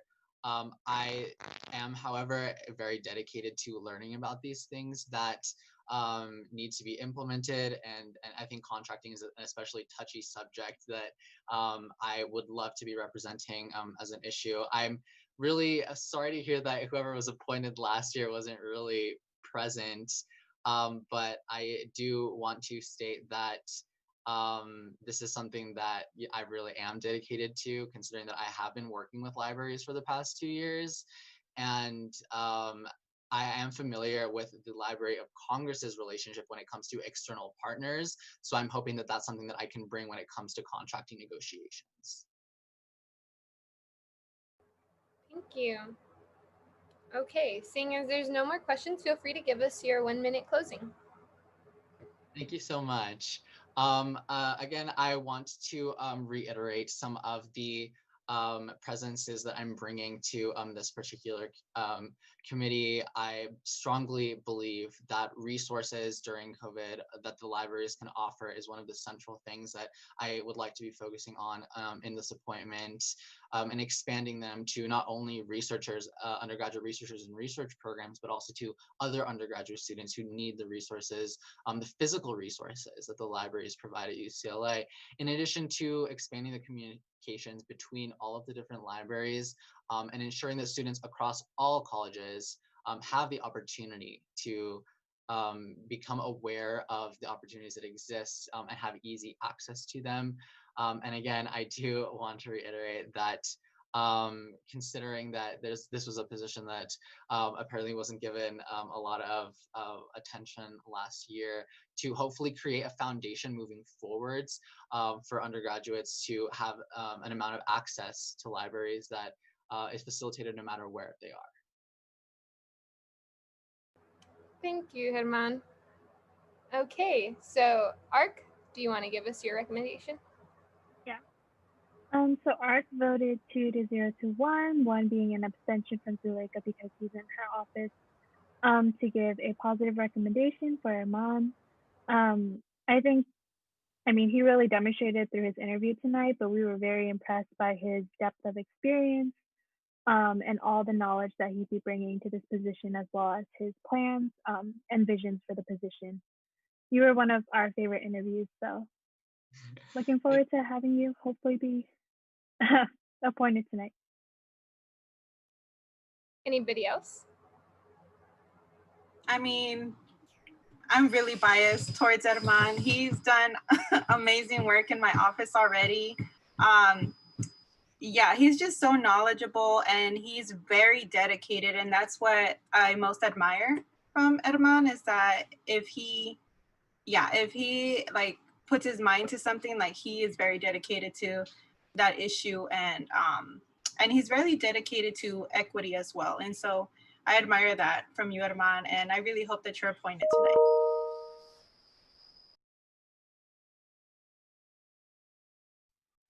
Sorry. Yeah. Anybody else? Yeah, I'll go. Yeah, Herman, we were very impressed with your interview. You had a very good understanding of the position, as well as kind of what you wanted to do within the position. And I think you were probably the best fit for this position, with like your experience related to this committee. And I'm very excited for what you'll do this year. Cool. Yeah, seeing as there's no one else, a motion. I motion to appoint Herman Luis Chavez to the Library of, what is it called? Library and Scholarly Communications Committee. Library and Scholarly Communications Committee. I second. Awesome. Zuleika motions, Bree seconds. IVP? Yes. Gen Rep 1? Yes. Gen Rep 2? Yes. Gen Rep 3? Yes.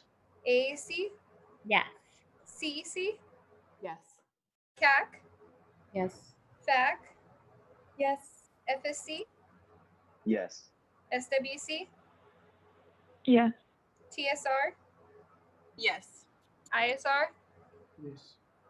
Yay, by a vote of 12 to 0, the motion passes, and Herman Luis Chavez is appointed to the Committee for Library and Scholarly Communications. Congratulations, Herman.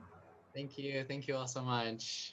Yay. I'm just so excited that we have somebody who like is passionate about libraries. Like, I love that for us, and I'm really excited that you're going to be serving.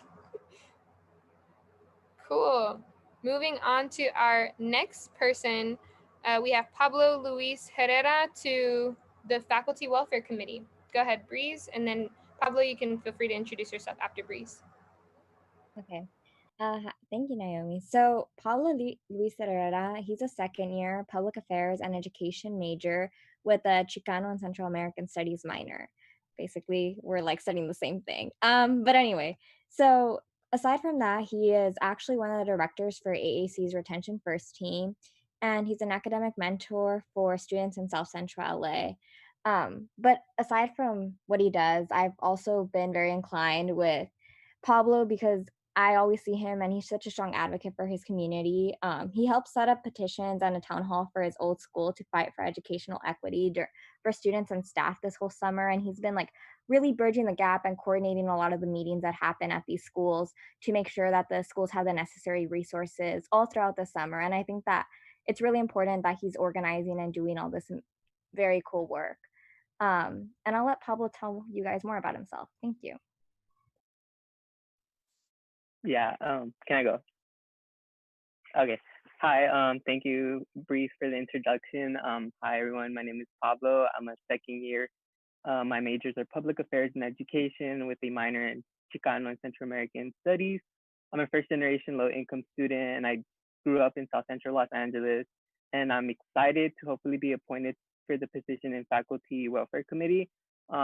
Within my appointment, my vision is to establish like a better system of both accountability and transparency, because oftentimes as students and student leaders, we tend to not know much about like the issues that are happening and that are affecting our faculty. So in my appointment, I hope to disseminate the information that are discussed within this committee so that we can create like a system of accountability to create change for our faculty. Like Breeze mentioned, I have been setting up petitions and town halls with my old high school in South Central with board members and principals and various staff and students and alumni so that we can create change in the system that, you know, is education. But that's it. But thank you for your time and I look forward to answering any questions that you guys have. Awesome. So does anybody have any questions for Pablo? Go ahead, Zuleika. Hi, Paula. Thank you for joining us tonight. My question is mostly about faculty with children. What are your thoughts about faculty who have children getting priority in the early care and education program from UCLA? They get priority over students with children. I want to know your thoughts on that. Yeah, so I think it's really important to discuss the issues regarding faculty and childcare. I know in the previous committee, there was very extensive conversations about advocating for, you know, things such as more rental units that are affordable, so affordable housing. And they were also discussing just more about childcare in general. And I think it's a really important issue to discuss, which I hope to bring up in this committee. Justin? Yeah, hi Pablo, thanks for coming out. I wanted to ask, I guess a similar question to what I asked Erman about, and I think it might be a little bit more relevant for you. What's your understanding and or opinions on the contract negotiations currently going on between the UC and the lecturers union, UCAFT? Yeah, I don't really know much about what's going on, but I'm willing to do the research for it. Yeah, I don't really know much about it, but I'm willing to do the research and find out and advocate for any of the issues that come up.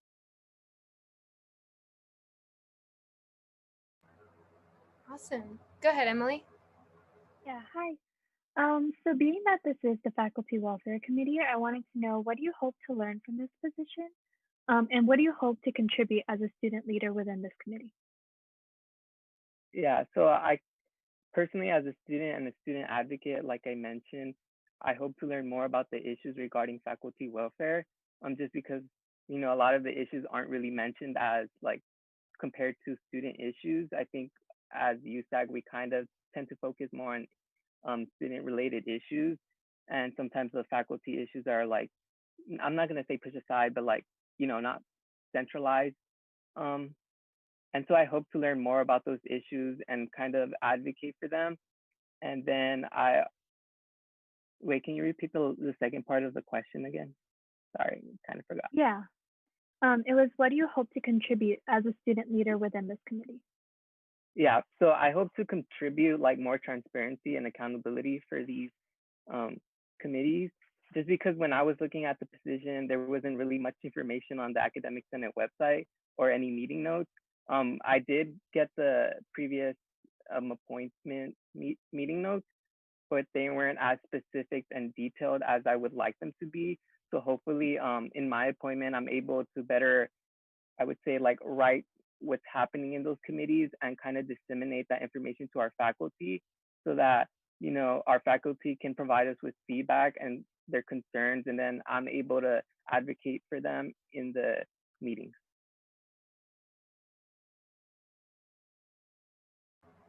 Cool. Zuleika? Yeah, so this is kind of going back to my original question. How would you go about handling conflict between faculty's benefits? Okay, let me try to rephrase this. How would you go about if faculty's benefits conflict with certain student communities? How would you handle that situation? Yeah, I think just in general with conflict, I think it's really important to kind of have a conversation, an ongoing conversation, just because, we don't really want to get to the point where it becomes an argument. So I think, first of all, I would try to build relationships first with the faculty and, the people in the committee, also including the graduate representatives, just so we can advocate for those issues and like talk about it.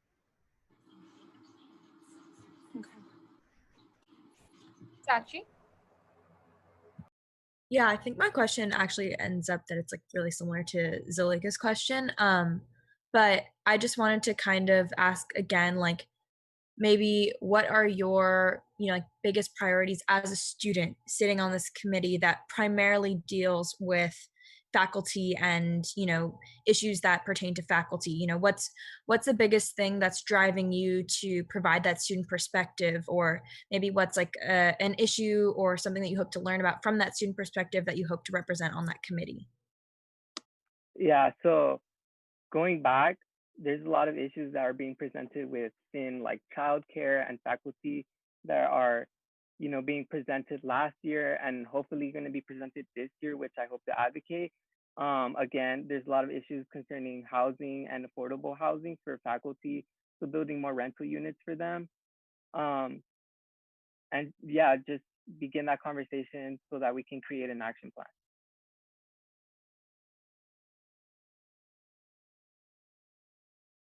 Cool. Does anybody, go ahead, Emily. Yeah, hi. What is your knowledge of the work that has been done on the Faculty Welfare Committee over the last year or the last few years, and what things are looking like this year? Yeah, so I was in communication with the previous appointment, Haiti, who I believe is in the call. So she told me a lot about this committee and how it's really more like a conversational meeting. It's a lot about discussing those issues with the faculty. I'm trying to figure out an action plan, or, trying to figure out what are the next steps to solving those issues. And sorry, yeah.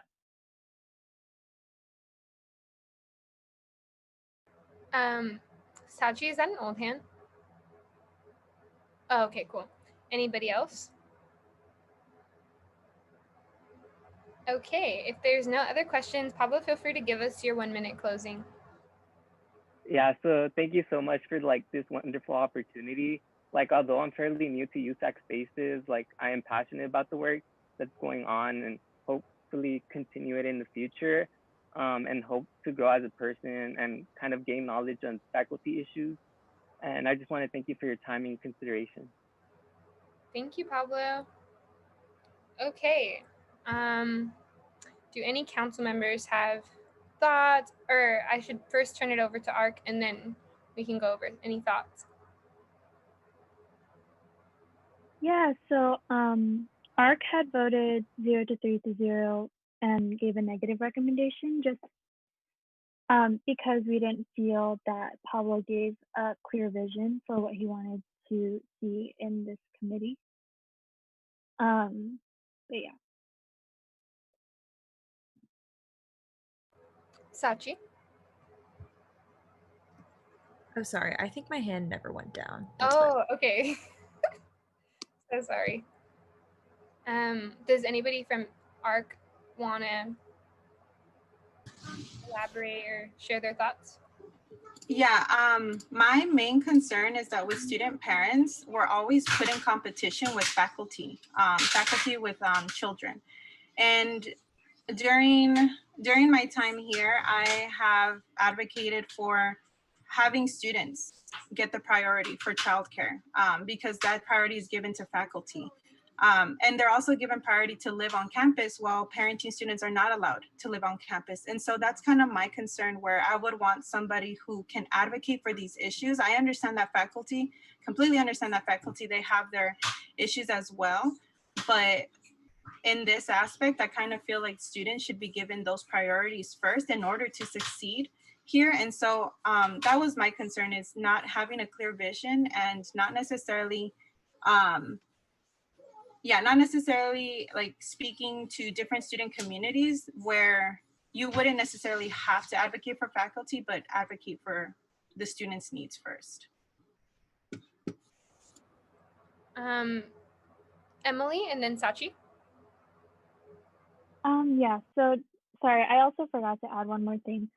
I'm aware that the Faculty Welfare Committee doesn't, really speak about like non-tenured faculty, but I would like for the student appointment on that committee to be able to speak fluently on like lecture issues or stuff like that, because those voices are not represented in the academic senate. And so, this is our opportunity to like advocate for our like teaching faculty. And so that was something that I also was hoping to see a little bit more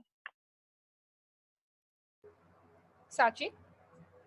Yeah, I was gonna follow up on what Zuleika said, and like y'all who know the role or like the committee a little bit more, you can correct me if I'm wrong on this, but I think what I was really hoping to see was a commitment to bringing up student issues in discussions with faculty. I assume that there are many faculty on this committee who are able to, represent their voices, but being the only student appointment, it feels really important that a variety of different student communities are really represented and given a voice. So that was just kind of my take. Breeze? Yeah, I completely agree. I think a lot of the confusion often comes with academic senate is that no one really knows what goes on in these committees. And it's very difficult to like obtain these notes unless you're already registered as a senator. In which case, yes, you can look at like the notes and like the debriefings of like meetings. That being said, I do think that Pablo is a second year, so he does have like a lot of growth potential. And that's something I just wanted to bring up, is that, we ultimately want to like encourage like the next generation of like student leaders. So yes, I do want to emphasize that Pablo would have to work with transfer students and underrepresented students to make sure that their voices are at the table.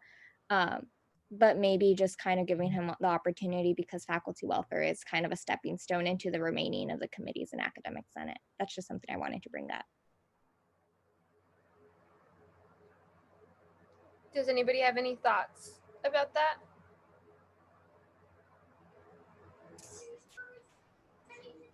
Zuleika? Yeah, I completely agree with Breeze. Not everybody knows about parenting students. I know about that because I'm a parent, and so it would take a lot for, especially a second year, like just to go out there and talk to these different communities, get to learn more about it, because I didn't know about the academic senate like my first or second year here. So I completely understand, and I would say that I do see you learning and growing in the position. And I would just encourage you to definitely outreach. Again, I am a resource. That's why I'm here. And I'm pretty sure that everybody here is also a resource and you can reach out to and learn more. So yeah, definitely I can see you growing into the position and really advocating for some of our students' needs. Emily? Yeah, I also wanted to just echo that. Like, I do want to see you grow in this position. And if you are appointed tonight, I hope that, you like take the time to talk to Zuleika about like parenting students, or to talk to me and Justin about the labor issues going on with the lectures, because I'd love to see, you like perform in this position well. And so if this is like the right growing opportunity for you, then I'm like comfortable for, yeah. Yeah, I would echo a lot of what everyone has said. And I think that it might be an opportunity for Breeze, and I know Amanda's on this call too, to even think about bringing in and creating workshops where senators can be connected to different communities, and not just expecting them to do the research individually, and also not creating more work for student leaders, but bringing them into a central space to educate folks about their communities, I think is really important. Because I don't necessarily think this is just an issue that pertains to Pablo. I think it's an issue that pertains to a lot of the senators, and it's just we all just need to be educated about different communities, and maybe this is an opportunity for that to happen. So, yeah. Does anybody have anything else they want to say? A motion, if y'all feel like you're ready to vote. Oh, go ahead, Zuleika. Can I ask a last question? I'm sorry, I know we passed that. Yeah, go ahead. So Pablo, I would like to know, how would you promote transparency in this, being that a lot of students aren't necessarily aware of what this committee does. So I would like to know, like, how would you promote transparency and really outreach to students and get this information out there for students to know? Yeah, thank you for everyone like giving me feedback. Like, it's really helpful, and I hope to learn more and grow as a person and as a leader. Going back to your question, Zuleika, so I hope to, like how I mentioned with the notes, they weren't really accessible to me when I was trying to figure out about the position and some of the issues that are in regards to faculty welfare. So kind of making those notes and like, meetings, issues more, I guess I would say, more accessible to the student body population and also like the faculty, because what I saw in the Academic Senate website, like not a lot of the departments are represented. It's just the main ones. So I hope to also not only outreach to students but also faculty in other departments, because I know other departments do like a newsletter, maybe send out like a survey and like informational stuff that that is in regards to this commission or committee. And so, but with the student, it's just more about social media outreach at this moment, because we can't really do like in-person meetings or any of that. We can do Zoom calls, and I'm willing to do that. But I think social media or like a newsletter type of thing where you sign up will be beneficial.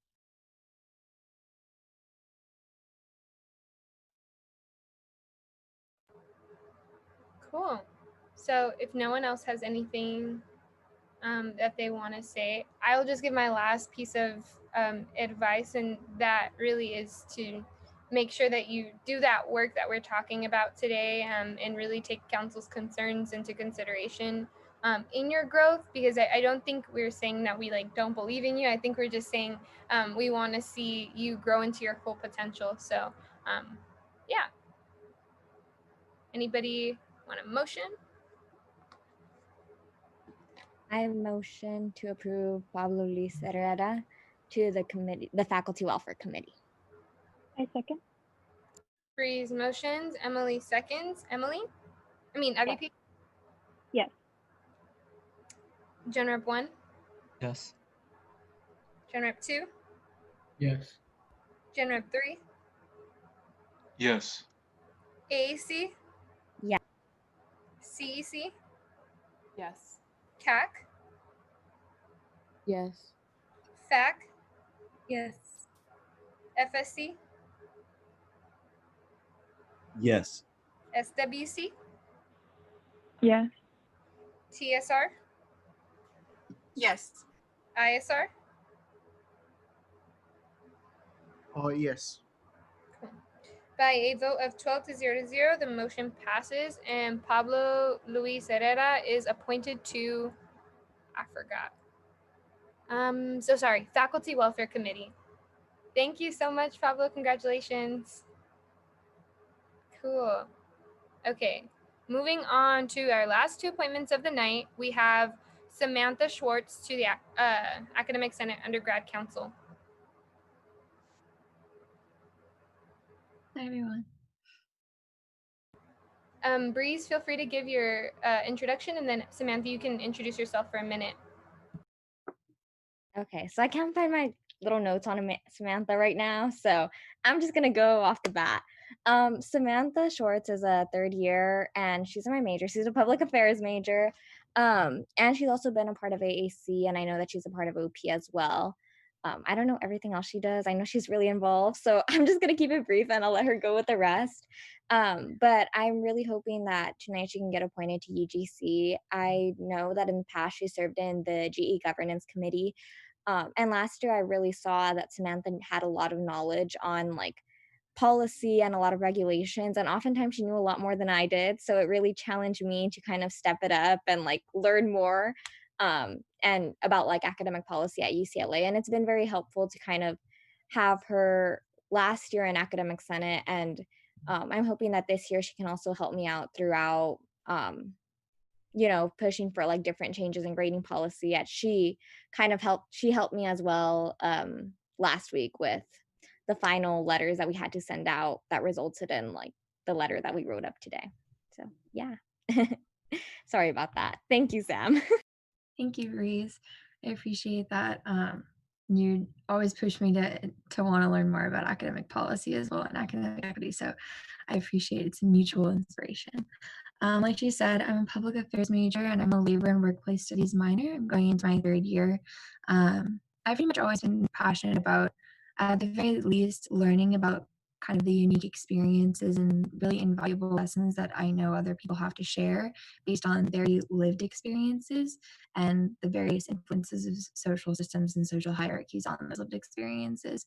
So when I'm coming into UCLA in this vast, diverse campus, I've always sought ways to kind of get involved in different areas of the campus in which I think I can educate myself about communities and experiences that are different from my own, whether that is in like one-on-one interaction and collaboration with students. So as a result, I started getting involved in USAC because I found that a great way to start learning about the various different sects of campus and the Bruin-Bells Service Association in order to start volunteering with the greater LA County in kind of a similar mission.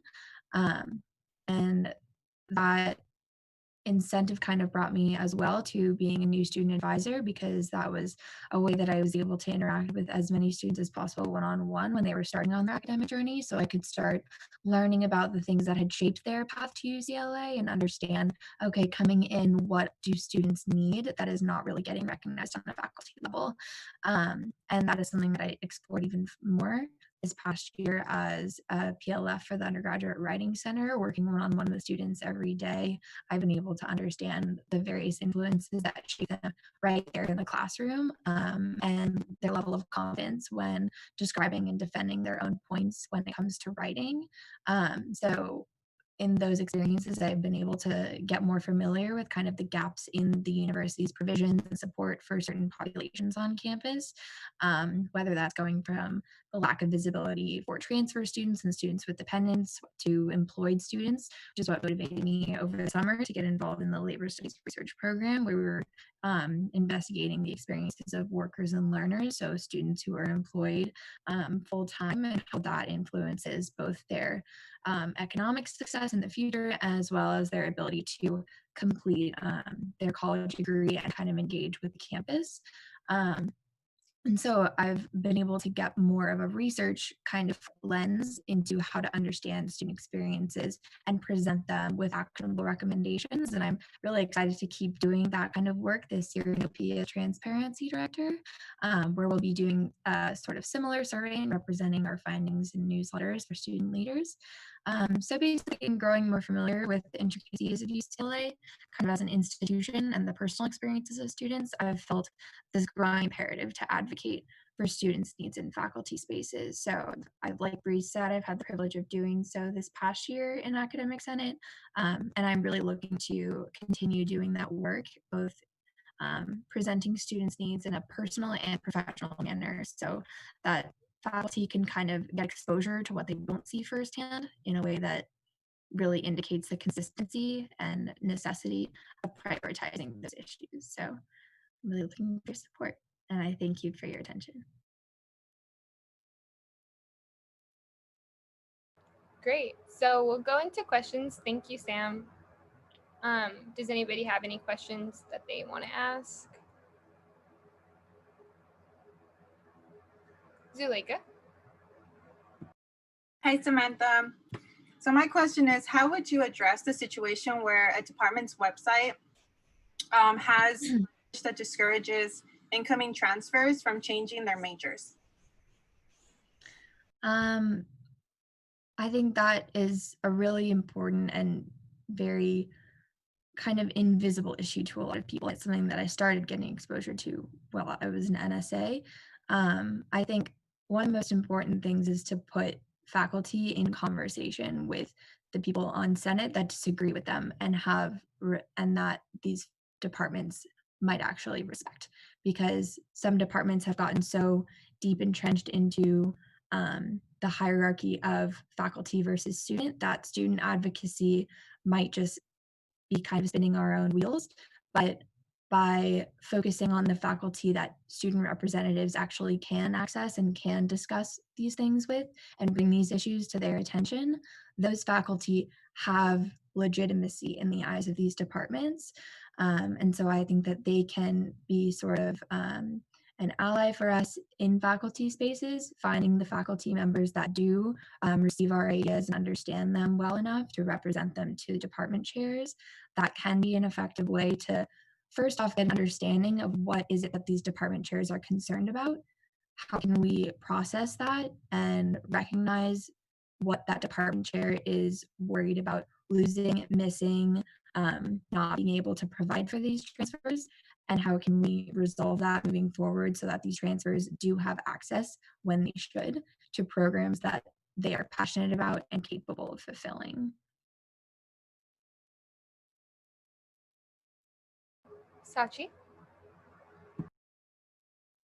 Hello. My question is, how will you advocate for students with disabilities through your role?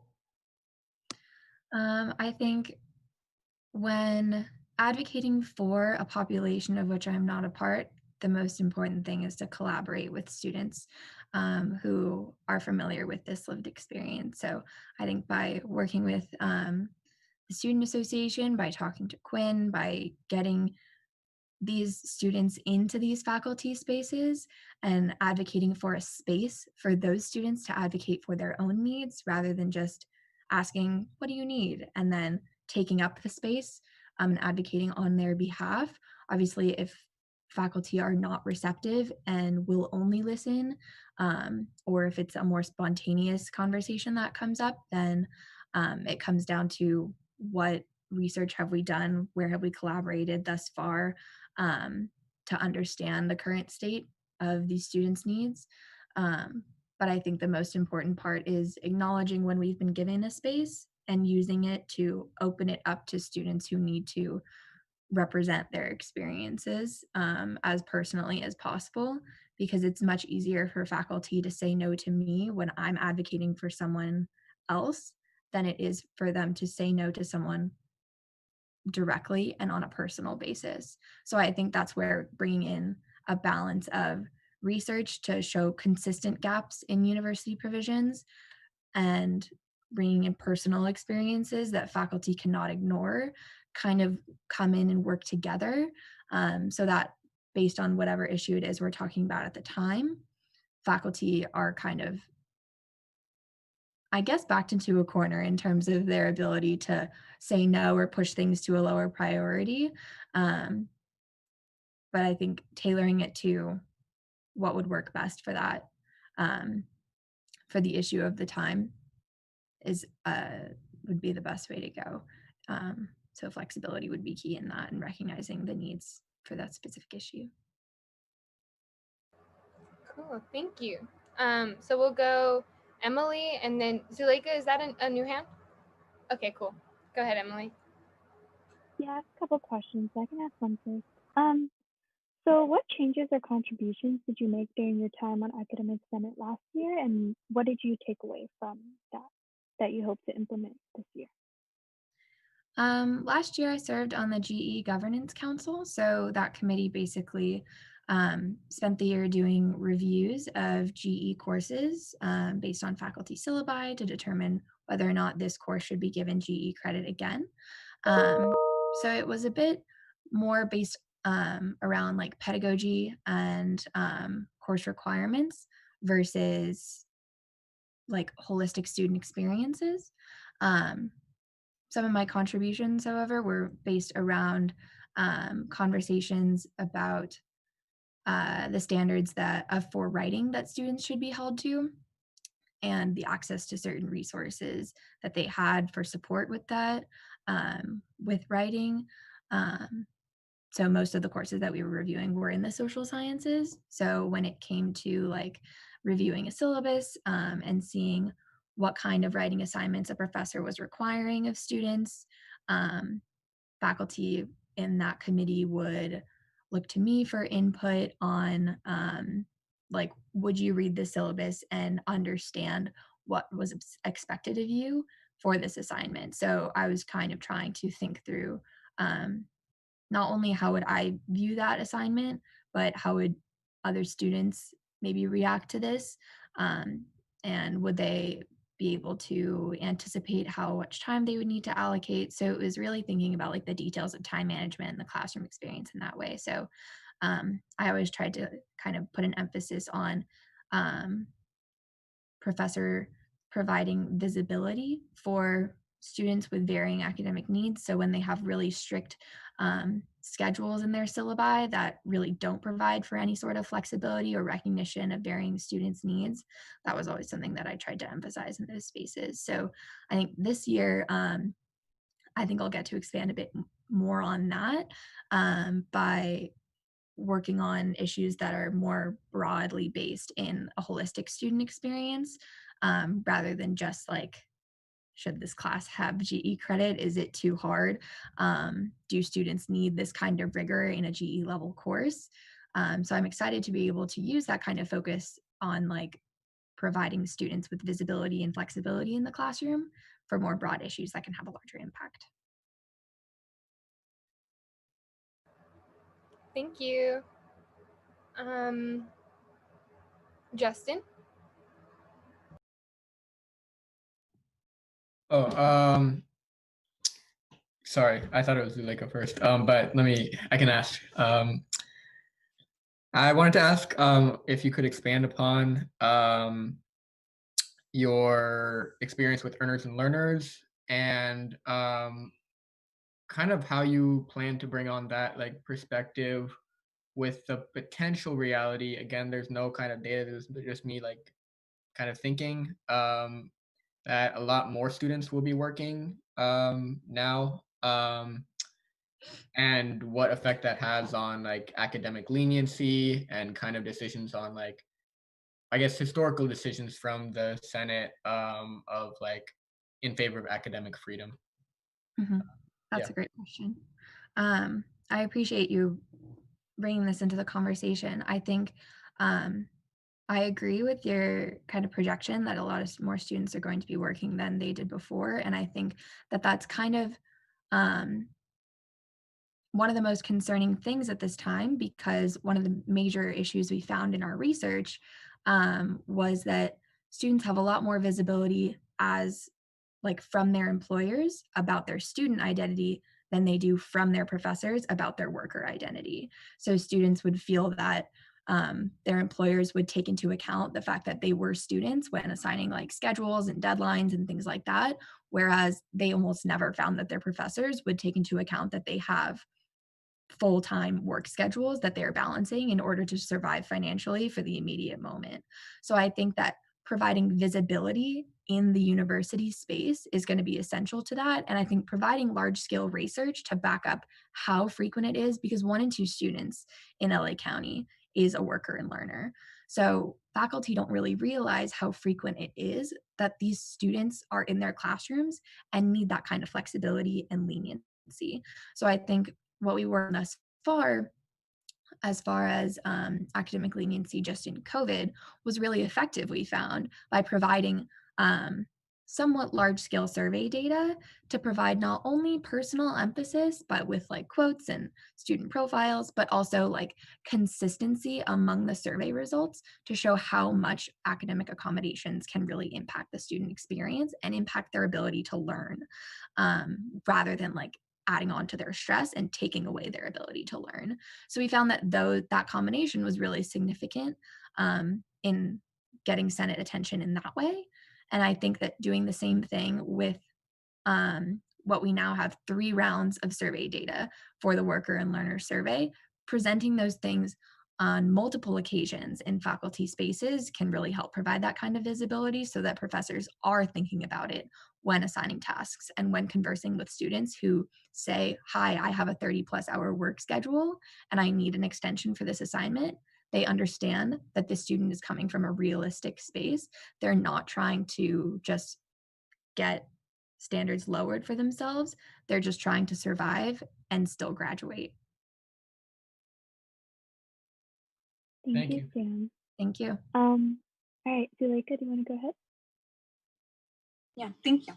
So Samantha, transfers haven't really had the best relationship with faculty. And recently faculty let us know that they don't really know how to support or necessarily like work with transfer students. So I'm wondering in what ways, which tangible ways do you believe we can start to mend that relationship? And how would you be able to represent transfer students on that committee? I think that's a great question. I think you bring up an interesting framework from which we're starting on that point, because clearly faculty have somewhat of an imperative to support transfers, given that they are a significant portion of their student body, but they're acknowledging a vulnerability of theirs, right? They're saying we don't know what they need. So what we have is a lack of transparency between what transfers need and what faculty know. So using the tools that we have used so far to create visibility for student populations, I think could apply to that situation as well. So whether that is like doing field work, gathering information on what the most pressing issues are for transfer students, similar to how we've been doing so for worker and learner populations, with a combination of both like quantitative questions about what is happening to their experience so that we can present consistencies in what the university needs to be providing, as well as giving them an open-ended opportunity to tell us what they think the biggest priority should be. And when things come up on multiple occasions with those open-ended questions, that's even more powerful because these students were not given options. They were asked, what out of anything in the world does this university need to do better? And when they still come up with consistent answers, that's something that faculty can't really ignore. And I think that those tools, like I said before, provide that balance of like personal experience and consistency in what the university can do better. So hopefully that's a project that we can work on to create more visibility for those transfer populations too. I wanted to follow up on the second question. How would you outreach and represent transfer students on the committee? So I think collaborating with transfer organizations is going to be a great way to do that, as well as collaborating with other USAC offices that are working on projects like survey data and transparency. So like working with the Office of the President is going to be a great way to do that, working with the Transfer Student Representative's office to reach out to transfer student organizations, because those are going to be great ways to just disseminate if we do end up doing like a survey tool, or if we just want to collect information in a more informal way. Those are going to be great ways to find concentrated populations of transfer students on campus that can present ideas for what the faculty needs to be prioritizing and kind of organize them into a set list of priorities. So finding those concentrated populations of transfer students in order to get like quick access to a large sample would be ideal. And even working with like orientation staff as far as like having access to this new wave of matriculating transfer students. That's going to be another great way to just access a large portion of them as quickly as possible. So I think finding those pockets is a great way to reach out and stay in touch with student populations when we have such a large campus. We have to use kind of the places where they accumulate in order to be efficient with those outreach methods. So hopefully that would be ideal.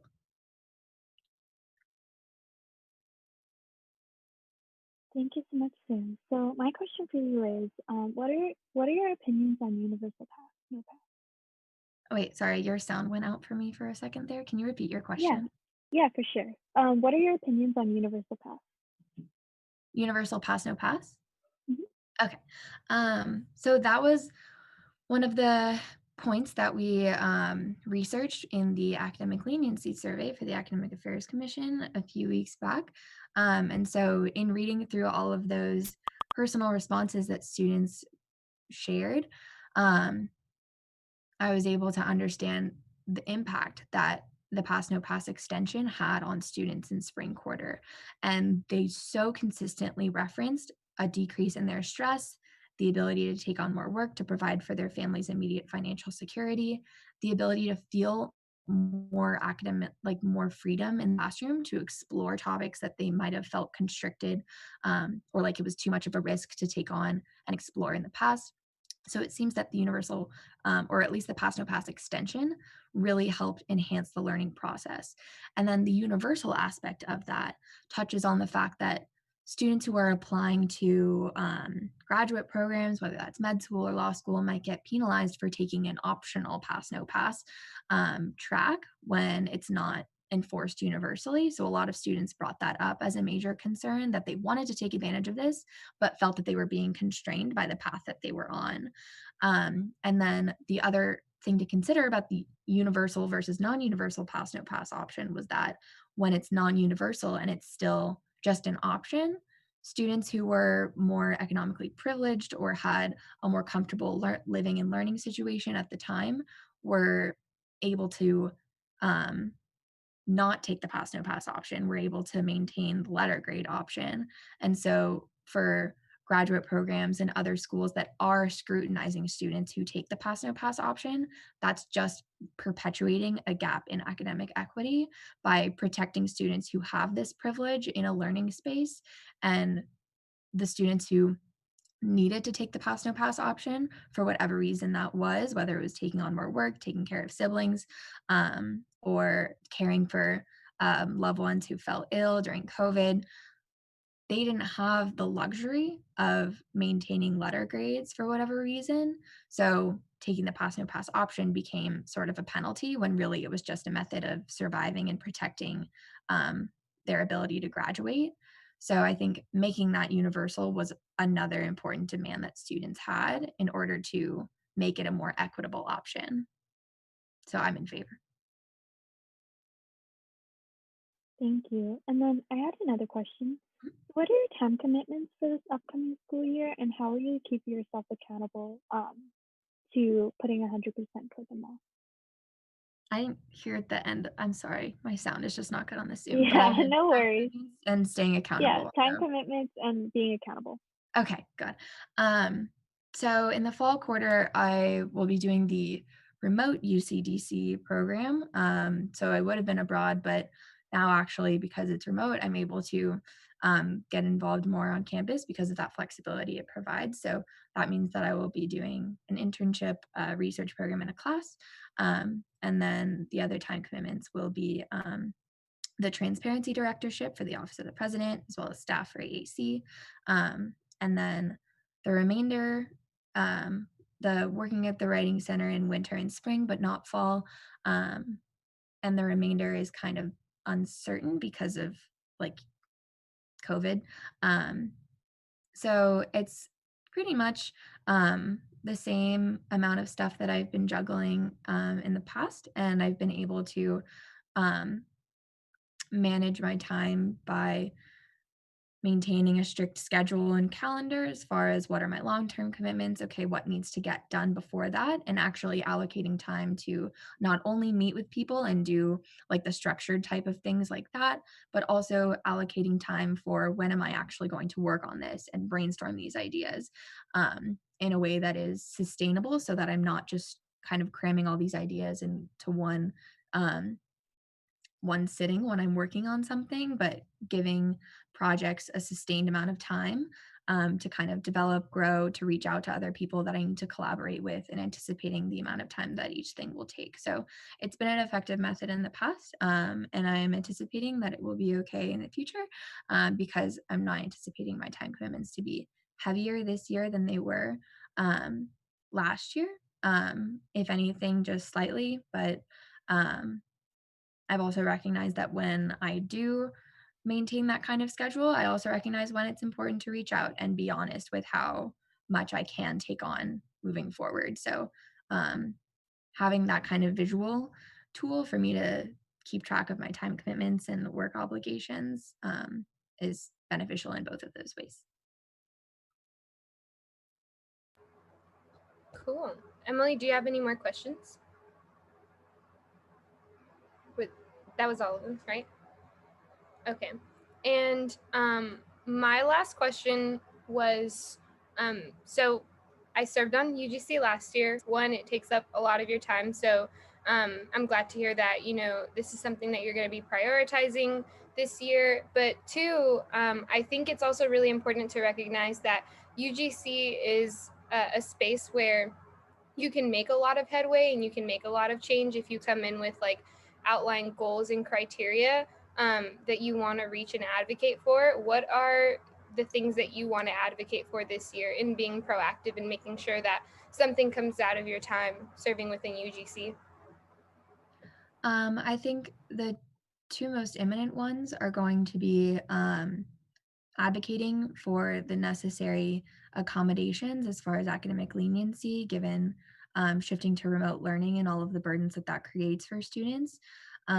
And so whether that's going to involve the universal pass option, if they do choose to offer that as an extension, because that is something that we have not yet been able to make headway on. And the other thing is going to be the more long-term project of advocating against the implementation of a UC exam as a replacement for the SAT. So I think that that's going to be a long uphill battle. So I think starting early and setting those priorities, setting the groundwork for the way that we see that issue is going to be an important thing to start with. In both of those things, more overarching for student populations that haven't had it in UGC in the past. So whether that's transfer students, students with disabilities, and working and learning students, one thing that I've learned as a researcher for workers and learners is the impact of bodies of research for what these students are experiencing, because it turns lived experiences into data that faculty have a harder time pushing aside. So recognizing the power in that, I think, has inspired me to want to bring that into other student populations to benefit them as a tool for visibility. So that's another long-term priority that I think will help in those first two projects as well. Cool, thank you. And our last question, Bacher? Okay, so what are your thoughts on accommodations for international students, giving like the different time zones and I would say even like internet connectivity. And yeah, that's my question. That's a great question. I think it's one of the most surprising that faculty don't realize how essential that is.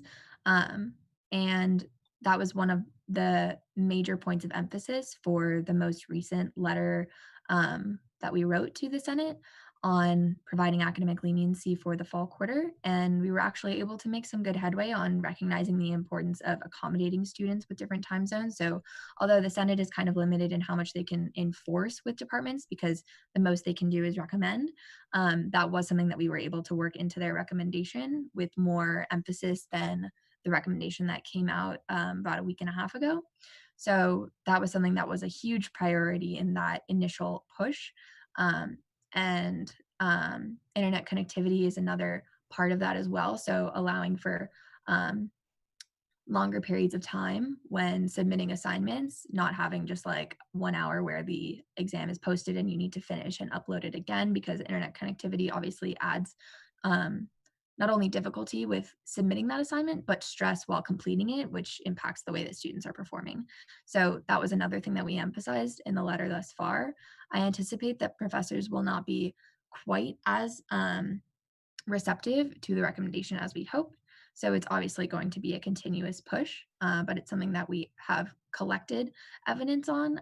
So we have research to back us up. It's obviously a logically important issue and a realistic one, given that a lot of students don't have their housing in Westwood anymore. So we've started on that, and it's going to be a continuous effort. So hopefully we see the progress we'd like to see. Awesome. Okay, And then thank thank you, Walker. Our last question, we have Breeze.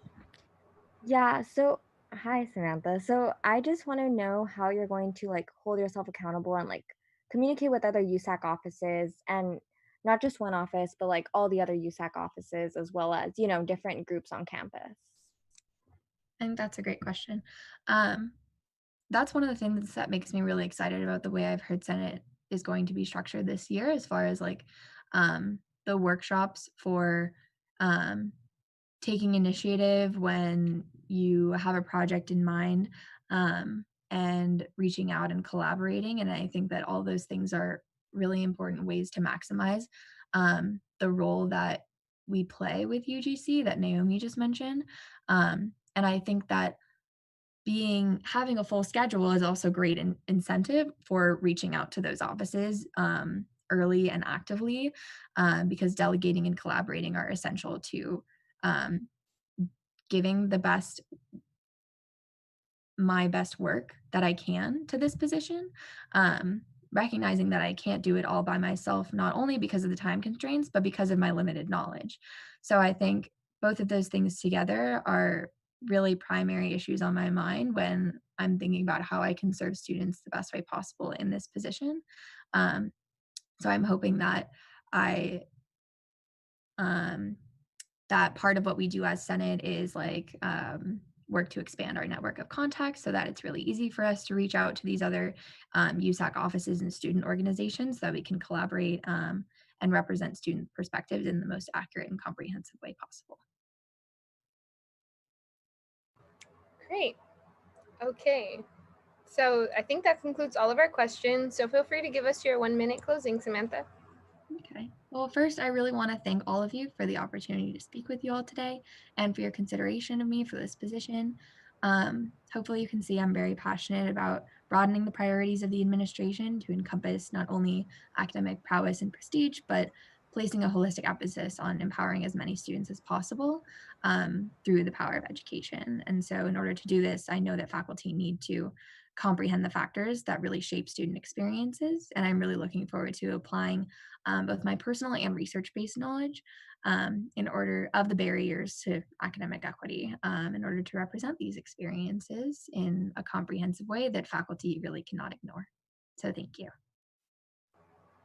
Awesome. Thank you, Samantha. So ARC, go ahead. ARC voted 3-0 to give a positive recommendation for Sam. We felt that she was very knowledgeable about the position, and that she would, you know, take a lot of the knowledge that she has about academic policy and her skills in writing and communication into the position. Awesome.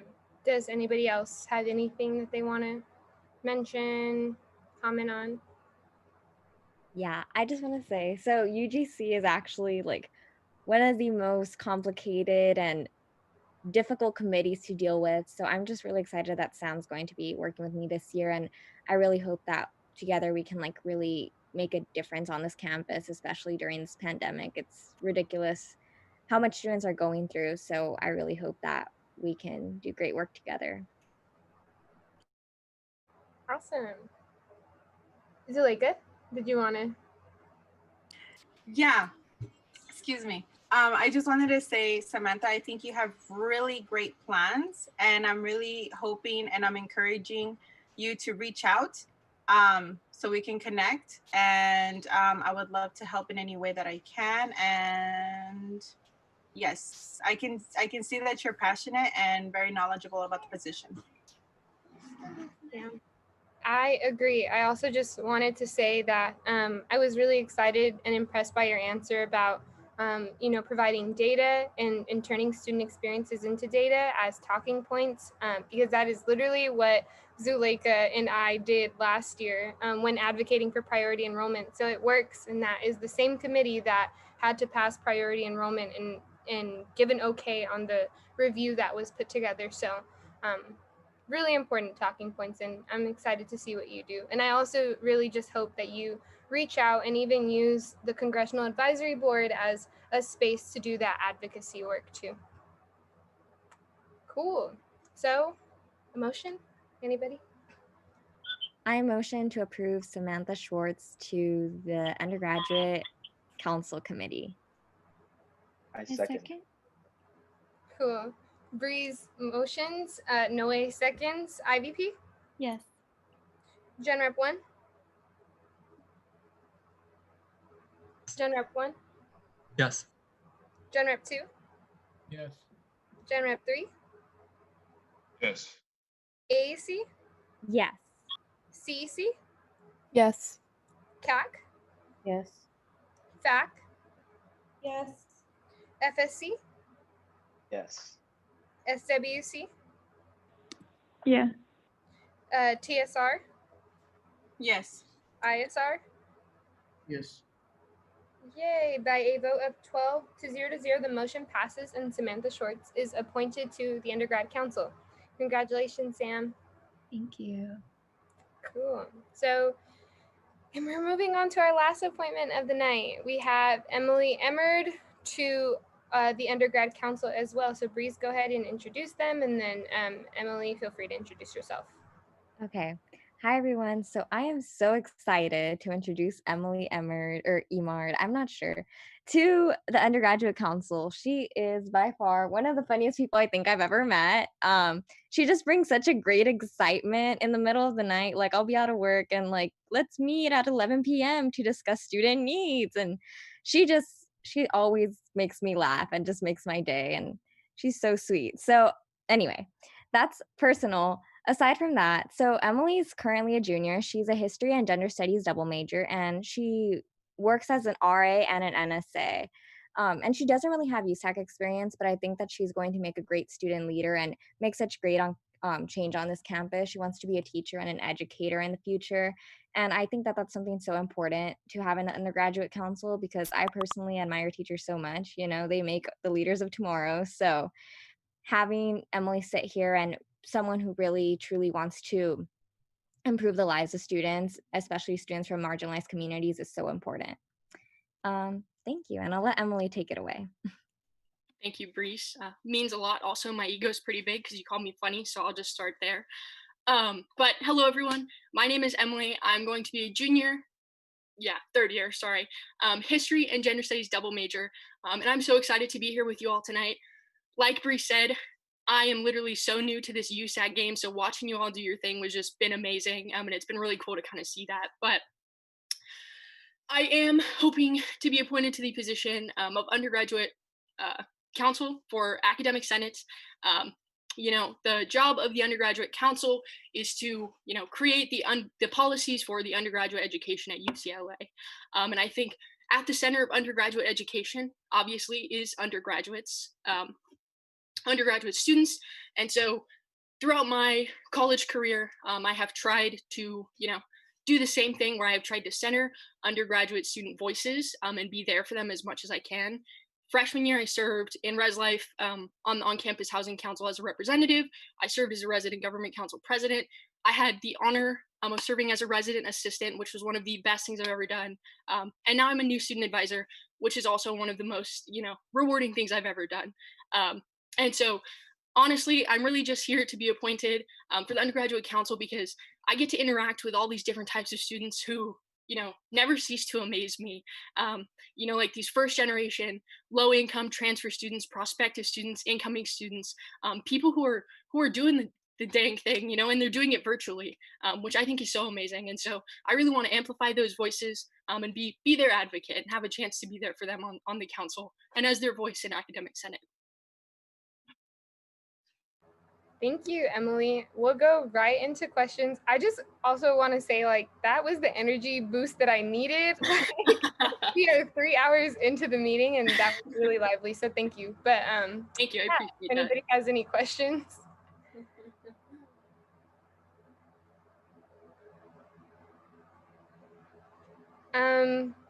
Okay. Given that you are new, I'll go first and see if anybody has any. But I mean, you might have already. Yeah. Okay, whatever. I'll ask my question. So given that you, like you said, you are kind of new to the USAC game or whatever, and undergrad council is a committee that meets very often, and it's one that you definitely want to be aware of the different academic policies that are in place, but also how those academic policies affect different students and communities on campus. How do you plan on doing that work to familiarize yourself with other communities? And also, how do you plan to put yourself out there in a space where you're surrounded by about 30 other administrators or faculty within this space? Yeah, so I think obviously USAC is absolutely amazing. I would not be sitting in front of you here today if I didn't think that. But I think that there are definitely other ways, to try and reach out to these communities and make an impact, in their lives. And I think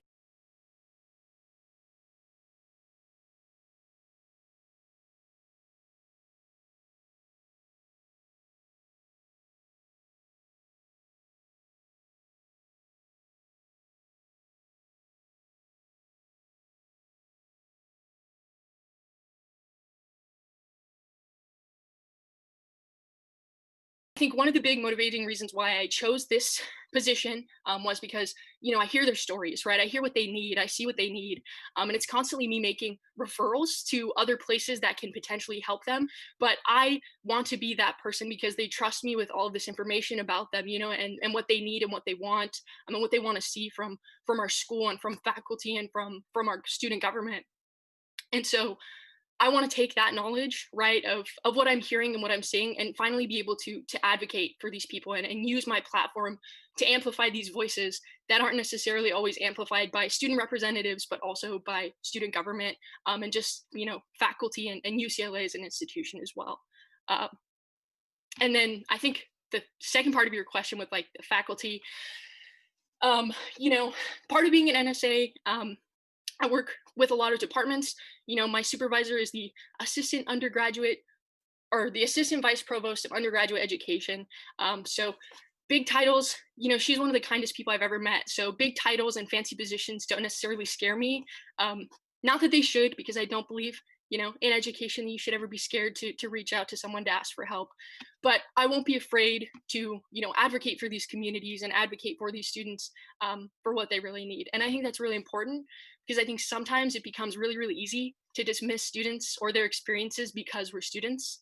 And so I think, like I said, the goal of the undergraduate council is to create undergraduate education policies at UCLA, the center of that being undergraduate and those students. And so I think it's really, really important to have someone who, is in contact with all of these communities and hears firsthand and sees firsthand and kind of listens firsthand to see what they need and how we can advocate and also amplify those voices.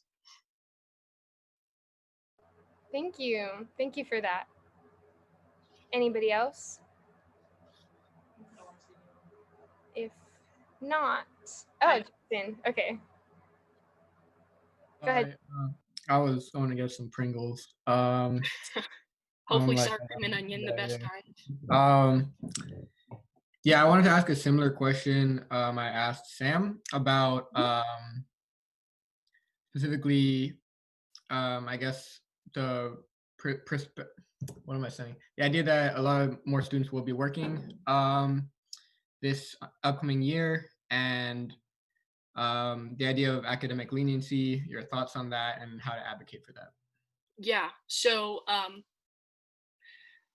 think students who are working, first of all, I'm one of those students. I could definitely not afford to go to UCLA if I did not have the resident assistant job or any of the perks that come with that.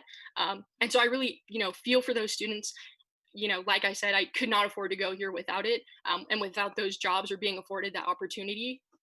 And so this whole COVID-19 thing, it's really more important now than ever that we are giving our students, that leniency and that leeway, because first of all, there's so much going on in other people's lives that we just genuinely have no idea, and I don't think people should have to disclose really, really personal information to these professors that they don't feel comfortable necessarily disclosing. These people who are in positions of power and who, are going to be their professors for the rest of the quarter, they shouldn't have to disclose that information to receive compassion and empathy from these people, and neither should anyone else. We're going through a pandemic, we're going through a racial crisis. There's a lot of things that we're coming to terms with right now in 2020 that will continue to affect the 2020 to 2021 academic year, including the need to work and financially support not only yourself, but some people have to support their families, their siblings, other things like that. And so, first of all, I think the concept of academic leniency is just so, so, so important, right? Because we're going through so many things that, we're only people, like at the end of the day, like we're not students, we're just humans. And so it's really, really important to advocate for that, but also for student workers, because, like Sam was saying, you're supposed to be a student first and a worker second. But sometimes that's not always how, life plays out or how works out for some people. And so I think it's really, really important to, like I said, amplify those voices. I am one of the student workers, and to just make ourselves available, like we did with that academic leniency survey, and turning that data into student experiences, but also using it as a really, really powerful tool, because they can look me in my face and tell me no, but if we have the data to back it up, then really, like, what can they argue against? So I think that's also really, really important.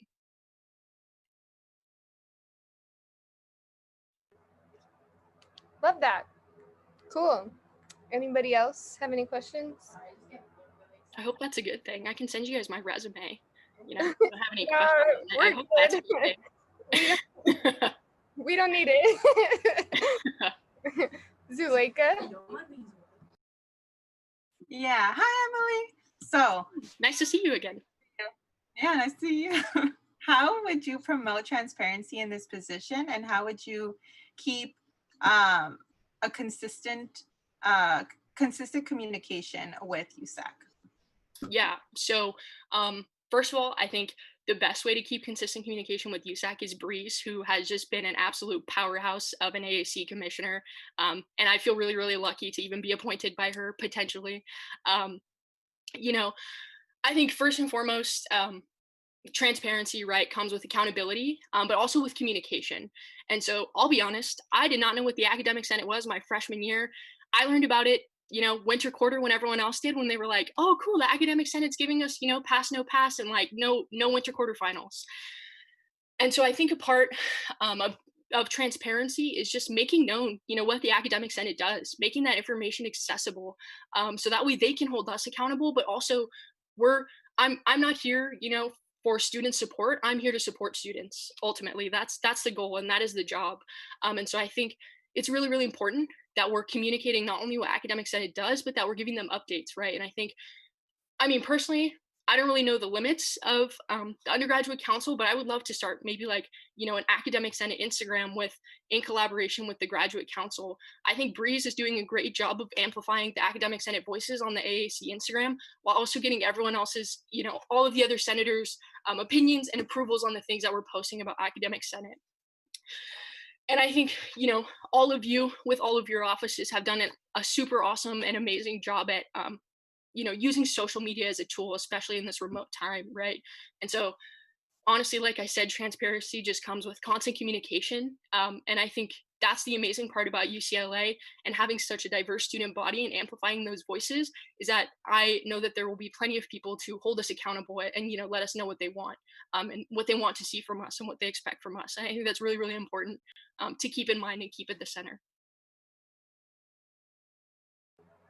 Dope. Anybody else? If not, Emily, feel free to give us your 1 minute closing. Yeah, I don't really have anything else to say except, thank you all so much for the work that you're doing.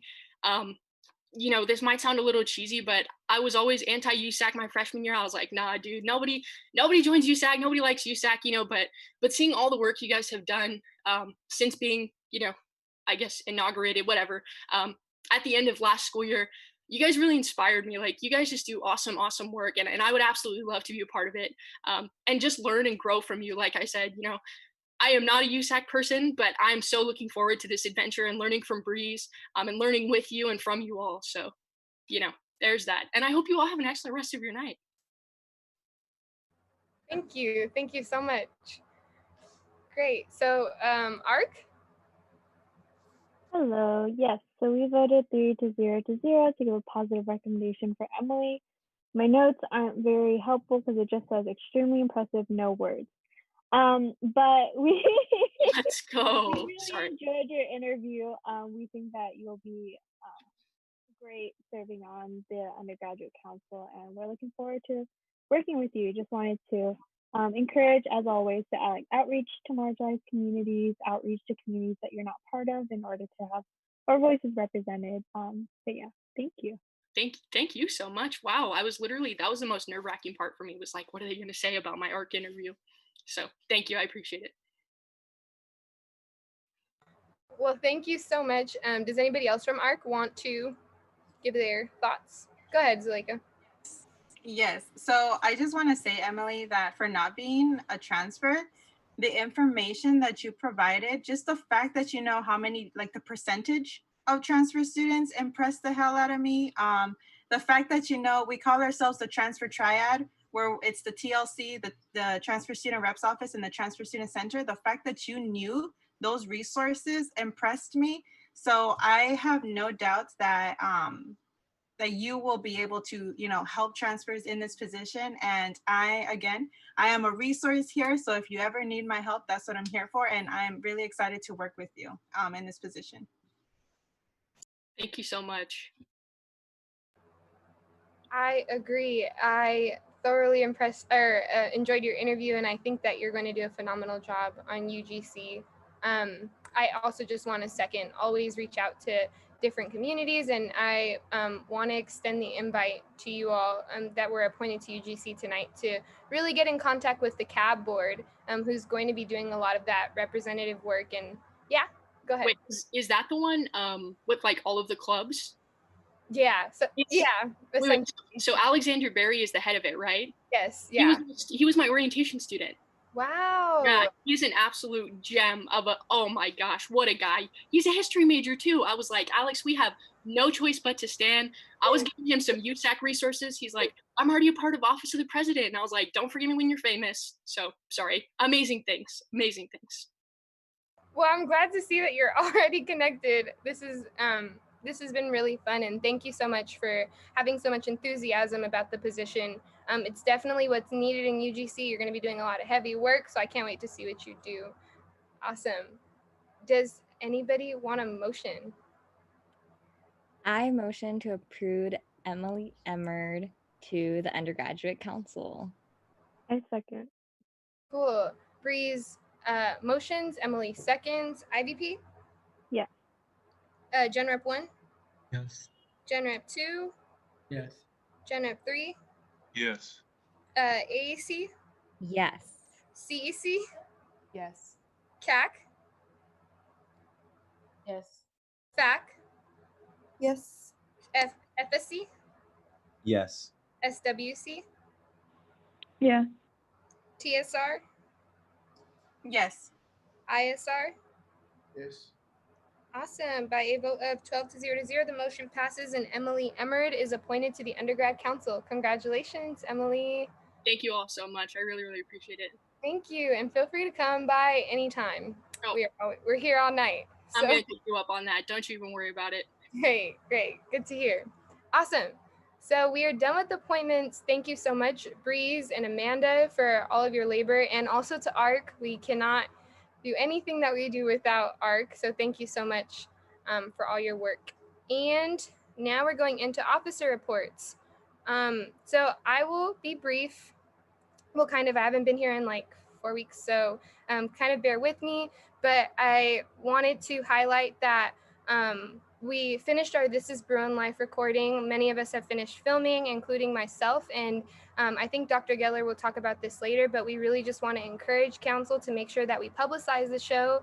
It's going to be really special, and it's also going to be completely online, so it's going to be a really unique opportunity for people to actually enjoy it within the comfort of their own homes. And I think there's going to be a lot of different powerful messages that are talked about that we really don't want our incoming Bruins to miss out on. So if y'all could help in publicizing that, that would be awesome.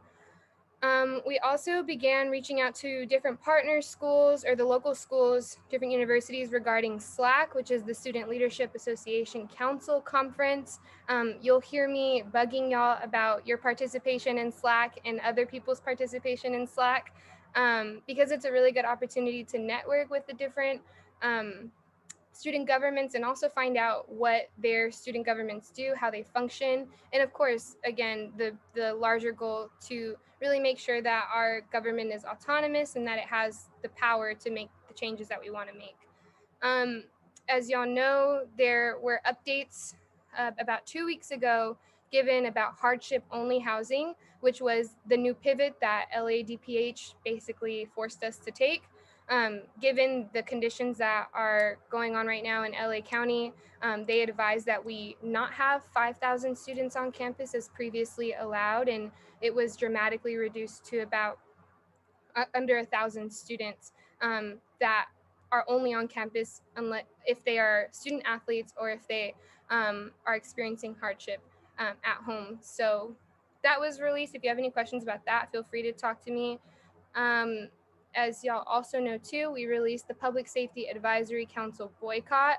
The IVP office, the No UCPD Coalition, and several of us that are involved in the No UCPD Coalition came together and wrote a really powerful letter delineating our stance on the Public Safety Advisory Council.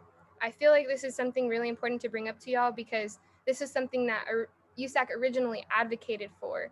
And then towards the end of the year, with all of the uprisings, administration kind of flipped the switch and was like, here's the, we're creating this to talk about policing. And we said, no, that was not the conversation that we wanted to have and not in the way that we wanted to have it. So we've been working very closely with the Divest Invest Faculty Collective to discuss what public safety at UCLA should look like. And of course, our ultimate goal of defunding the police. So that's something that's happening. Those conversations are also being had UC-wide too. And I also wanted to plug those as student government leaders so that y'all are aware and know them. Other than that, I've also started my duties at the alumni board. We, as y'all know, established our choral program, and the GSA, different offices, IVP and SWC are planning a meeting to talk with strategic communications because like I said, it's really important for us as student government to take a more proactive role within the messaging, the social norming when it comes to COVID-19. I'm sure y'all have seen every major campus that has returned back to campus has had an outbreak, a major outbreak. And administration is like, you know, this university's administrations are like, why is this happening? Well, we're college students, you know, we want to gather. And I think it's really important for us to get in front of the problem before having it explode in front of our faces. So yeah, that's really important. And then the last thing, I had my retreat for Council of Presidents, and I also wanted to let y'all know that I was elected chair of the Council of Presidents this year, the undergrad chair. Thank you, thank you. I'm really excited for the work that we can potentially do. We've connected with all of the different UCs except for UC Riverside. Unfortunately, the undergrad president wasn't present at the retreat, but we are also carving our agenda for the school year and our priorities for what we are going to be advocating for. We're looking for defunding UCPD to be in line with one of our asks, and also, of course, just issues regarding basic needs and what that looks like in a COVID-19 pandemic. So really wanted to give y'all those updates. Thank y'all for bearing with me. And I will pass it off to, well, actually, Bakker, I see you have your hand up. Do you want to ask your question? Yeah, just a quick question. So regarding the effort, like related to COVID-19, so I know there is like the publicity and like the messaging and etc. But I was wondering like if there's any like changes to contact tracing, and if there will be like any digital tracing or like anything, because honestly, like we've talked about this a lot in past council meetings with different people who came, but I think council should really push for better contact tracing. So that is just a general note. Yeah, and I thank you for bringing up that point, because I also wanted to acknowledge that the work of the Future Planning Task Force that convened in June has concluded. They are now turning the larger task force into the COVID-19 Response and Recovery Task Force that's going to be led by Michael Beck and Senate Chair Michael Morans.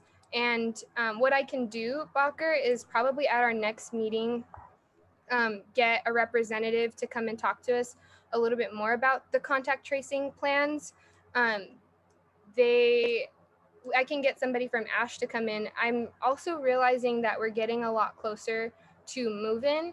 So if it works with other people's schedule, it might be better to have a separate meeting that unfortunately isn't on a Tuesday. If y'all are okay with that. But I definitely think you bring up valid points, and there are lots of efforts regarding contact tracing. I know that there's some contention over whether or not digital contact tracing is like ethical or is wanted within, especially within communities of color. So that's a conversation that we can also bring up within ASH, who are aware of those concerns. So yeah, if y'all are okay with that, we can do that like on the side if y'all want. Yeah. Okay. Cool. So I will just pass it over to Emily. Hi everyone. Okay, so I'll try to make it brief. So my office and Christina's office, SCDC, are continuing to collaborate on our COVID-19 peer messaging campaign.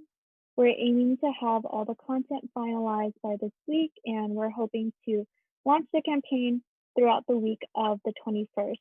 So it'll be a series of 3 posts, Monday, Wednesday, and Friday, going along with a guide with resources like on a Google Doc. And we are trying to have Ash look over it if they are able to do so in the time frame. If not, then we just will, try and collaborate with them in the future with our larger COVID campaign that Naomi was talking about, arranging with strategic communications. Other than that, my Transformative Justice Now directors are working with CARE in order to talk about preliminary steps to advocating for a transformative justice program at UCLA. My Put Workers First committee is working with GenRep 2 and Office of the President to release the Student Worker Resource Guide. We're also hoping to have that out by the end of September.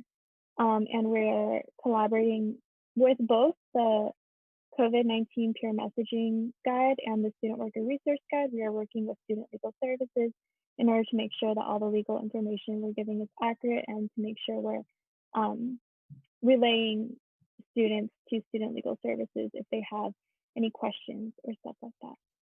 Other than that, we're planning a student worker town hall in the first few weeks of school. My drive down rent directors are working on a housing relief resource guide. So as opposed to the off-campus housing resource guide stuff, more like relief sources, mutual aid, city and county run programs for basic needs. And I think that's all. So for institutionalized events, one of the biggest events that we have in the beginning of the quarter is the t-shirt design contest with AUC-CLA. But we are exploring the option with AUC-CLA to change that into a mask design contest in order to, further promote, safety, mask wearing, and public health through that. So yeah, I'll let you guys know if we go anywhere with that. I think that's all I have for now. Thank you. Awesome. AAC? I forgot I had to go this quick. Okay. Anyways, where was I gonna start off? Okay, so first off, AAC has been like working on designing an internship program. It's going to be more so like a fellowship that we're going to be having for high school students and transfer students. So Zuleika and I are going to be collaborating together this year to bring in a total of 20 students, hopefully each quarter, but we'll see how that goes. From low-income communities, we're going to be focusing a lot on partnering with high schools from like the Central Valley because we want to, give them opportunities. And we're also going to be, Zuleika is going to link us up with community colleges out there. So we're really excited about that. Like we're going to teach them different like forms of advocacy. We're going to have like a voting rights one and then like a prison abolition and like cute little like platforms that they can all work on and they can like, become better leaders. So we've been working on that. So that's one of the main projects. What's the other? Oh my God, why do I have such a shit memory? Okay. You know what? Okay, finally, I'll just talk about Academic Senate really briefly. So we released our final statement that came out of undergraduate council, and we're really excited that for at least fall quarter, they paid attention to the recommendations. So we were happy that like the student input that we got actually went to use, and we were able to write a follow-up letter, and they actually took into account a lot of the things that we emphasized and a lot of the issues that we brought up. So we're really happy about that, and that was just released today. And then, of course, Academic Senate, a lot going on there. And lastly, our Bruin Op form, which is like our internships and like job opportunities that we released, that got released too. So yeah, we're excited. Thank you. Great. Next we have, okay, Jonathan's not here. FAC? Hello, I'm gonna try to Oh, you muted. Oh, sorry. Okay, I'm gonna try to go really quick because I also have a lot because I wasn't here last time. But the most important thing that's been going on for FAC is we have begun work on the establishment of a disability cultural center at UCLA. This is really in honor of Lily Shaw's vision to establish this center. And so what we've been doing in the past couple weeks is we're working on a project proposal that, like outlines like the vision and the timelines and like all the people we need to connect with. The GoFundMe has raised $25,000 as of now, and we're working to secure additional funding from various resources. And so if anyone has any like tips or thoughts or just resources on anything, like please reach out to me. We would love like all the help that we can get.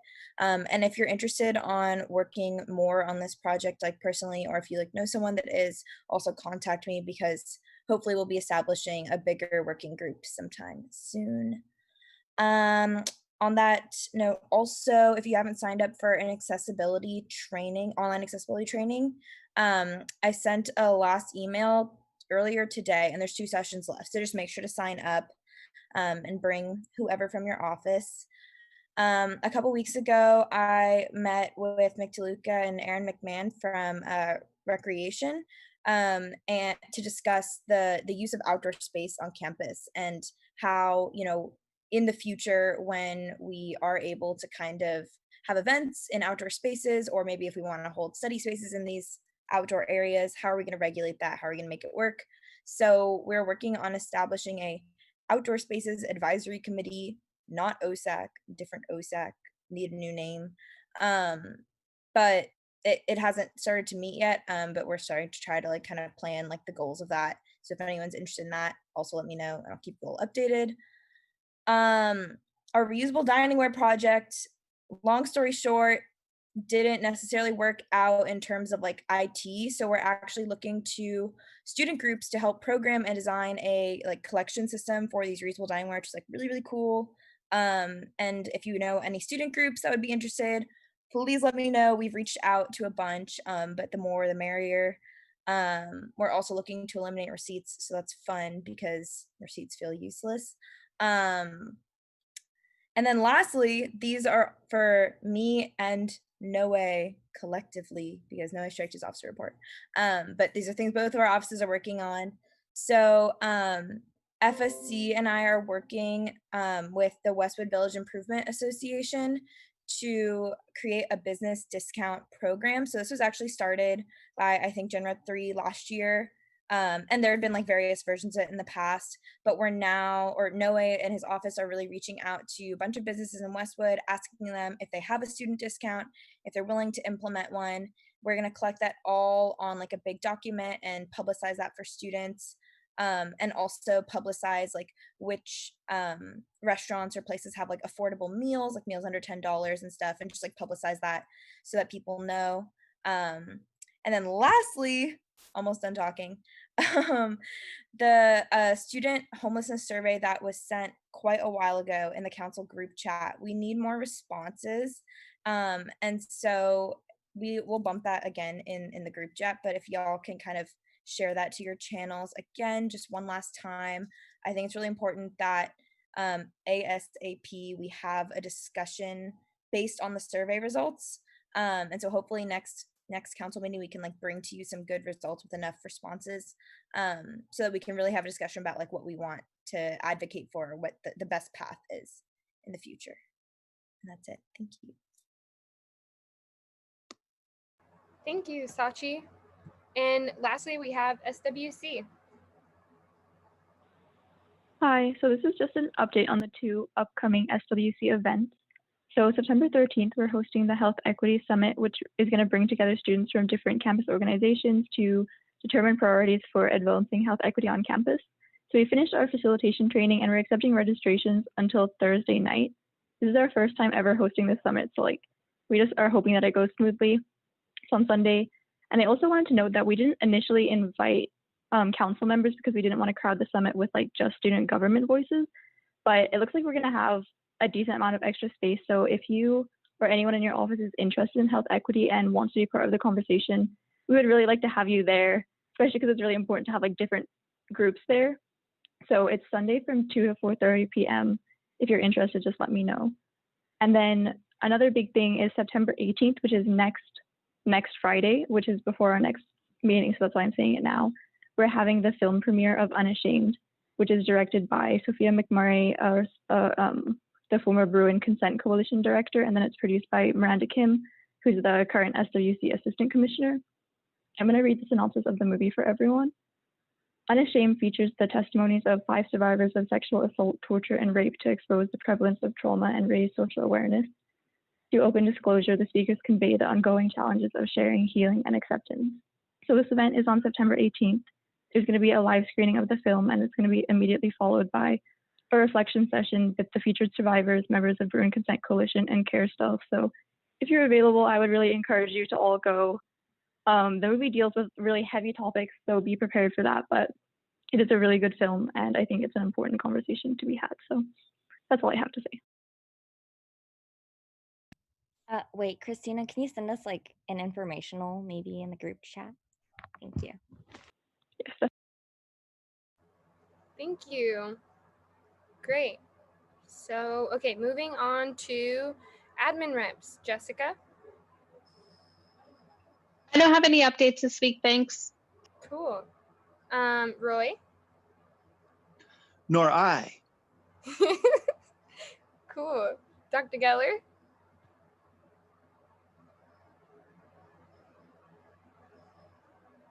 I think you're muted, Dr. Geller. we go. So earlier this afternoon, I sent you all an email with some social media materials for This is Bruin Life and the call for campus leadership to host viewing parties. If any of you would be interested, we would love to have the student hosted parties, not just administration hosted parties. I think that would be great for students.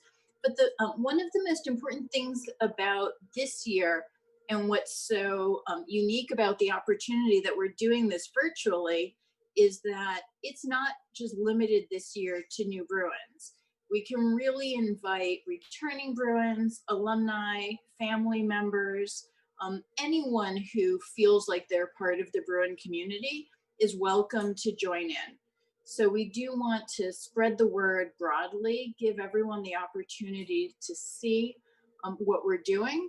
And if any of you would be interested in hosting viewing parties on Facebook, we encourage you to do that. They're asking that where possible, they be done between the 24th and 25th, but they can go for about 2 weeks after that. On a separate note, I want to say how proud I am of all of you for really embracing your leadership roles. And the way we're being represented system-wide is just spectacular. Naomi chairing the Council of Presidents, with Aiden chairing UCSA. We've really stepped up and have an opportunity to show all of the UCs what makes UCLA so special. So very proud of all of you and for all the different ways that you're stepping up, embracing your leadership. As you move on to your retreat, I hope that one of the things you can take from it is some of the commonality you all share. There are always going to be places where you differ, but there are things that you all share in common. And if there are things that you can do, especially this year as a united council, it really shows the community the value of their council when council can come together to serve students rather than being divided. I mean, it really sets a good example for our nation about the importance of being united and being the leadership in the government for all of your constituents. So to the extent that you're able to find some places at that retreat where you might come away with an initiative or two that you can all work unitedly on rather than everything being in one office or another, I encourage that. Josh and I are working on scheduling the Meet the Administrators meet and greet. We've only heard from about 4 of you. So if anyone else would like to recommend administrators to be included, let us know. Otherwise, we've got a list that we've put together of people who we think would benefit from engagement with students, and we'll be glad to invite our list. But we do want to make sure that if there are folks you want there, that we know who they are. And we'll start looking at schedules and try and find a day and a time to do this. One thing I wasn't 100% clear on looking at my own calendar is when we're returning to weekly meetings. I'm assuming it's about the 29th of September, but I'm not entirely sure. And whether they're going to go back to 7 o'clock or whether you're going to be changing the time up, given that you're still going to have some students on the East Coast this year who might not be in your time zone. And that would be a 10 o'clock start time. So perhaps at the next meeting, you want to revisit your schedule for the year ahead and make a decision as a united front of whether you're going back to Tuesdays at 7 or something else, whatever that might be. I will not be at your next meeting, but after that I'll be returning. And so as long as I know what y'all decide, I'll be there. Okay, I just wanted to jump in really quickly, Emily, before you go. Actually, go ahead, Emily, you first. Oh, I was just gonna say that I actually went back to our USAC live when we decided on like biweekly meetings. So I think we decided that night that we were gonna start meeting weekly again on the first week of fall quarter, so the 29th. And we had decided that we would go back to 7 p.m., but I'm open to changing it. I think that all the councils who are on the East Coast are moving back to California though, so unfortunately, the only one who is not in our time zone is soccer, who is up at crazy hours of the night to be on call with us. Yeah, I think when I bring up the idea of time zone, I'm speaking not just for all of you, because you did indicate last week, I think there was only one at the last meeting who said they were not planning to return to Westwood, but you also have your stakeholders, and not all of them will be returning. And ideally, council with its live stream or Zoom is available to more than just those in the Westwood area. So it's just something to think about. It doesn't mean the answer is changed from 7, but simply I encourage you to have a conversation. And then if after you have a conversation and you look at the pros and cons, you decide that the right answer is 7, I support you 100%. Cool. And I just wanted to let everybody know, if you don't know which administrator you want present, it might even be beneficial in the form to just say, this is the idea I have. Dr. Geller, can you help me connect me to someone? You know, she's able to do that. Josh and Dr. Geller are able to do that for us. So that's really beneficial. And then I'll say what I have to say like after. But let's go on to Josh. Hey friends, I will keep mine short as well. We will be sending out True Bruin Welcome